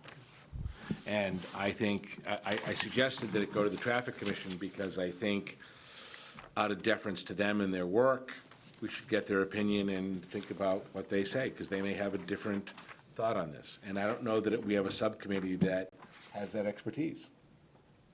Fine. I mean, I just think we should explain to the traffic commission what we're asking for that. I mean, with that explanation, if we're going to do Yeah. it, because it's not really a referral like subcommittees. Ms. Bryant? I would ask, could we amend it to 30 miles an hour? Winter Street The is. state law, that's part of the reason I want to refer it. The state law only allows us to do 25. We can designate 25. But if the traffic commission looks at it and says, 30 is a better traffic speed limit, then that could come back to us and we could adopt that under a different statute. Right, they have speed limits now that are varied on that street, and so you're trying to get a uniform speed limit. Yes. Yeah, see, I need to, look at all that. But I want them to weigh in because they're the appropriate So, body. can you make a motion? Maybe we should just send it to them in the first. You want a motion? Yeah, I think so. I move that we refer this to the traffic commission. Second. All right, just because it's not really a chairman referral, since it's not to our subcommittee. Okay, whatever. Okay, so all those in favor? Major thorough. Mr. Aviani? Yes. Ms. Malik? Yes. Mr. Stephanie? Ms. Bryant? Yes. Myself, yes. Ms. Lane Yes. Ms. Long? Yes. Mr. Ward? Yes. Ms. Feeney? Yes. Mr. Cannon? Yes. Mr. Alexander? Yes. Okay, next one, I can refer unless there's any questions, any reports, is there a motion? Motion to adjourn? Second. All those in favor, Ms. Malik? Yes. Yes. Ms. Bryant? Yes. Myself, yes. Ms. Lambrino? Yes. Ms. Long? Yes. Mr. Ward? Yes. Ms. Feeney? Yep. Mr. Cannon? Yes. Mr. Alexander? Big Longhorn, yes. Mr. Avian? Thank you. You say yes? Yes, oh yeah. I want to stay a little longer. I love you guys.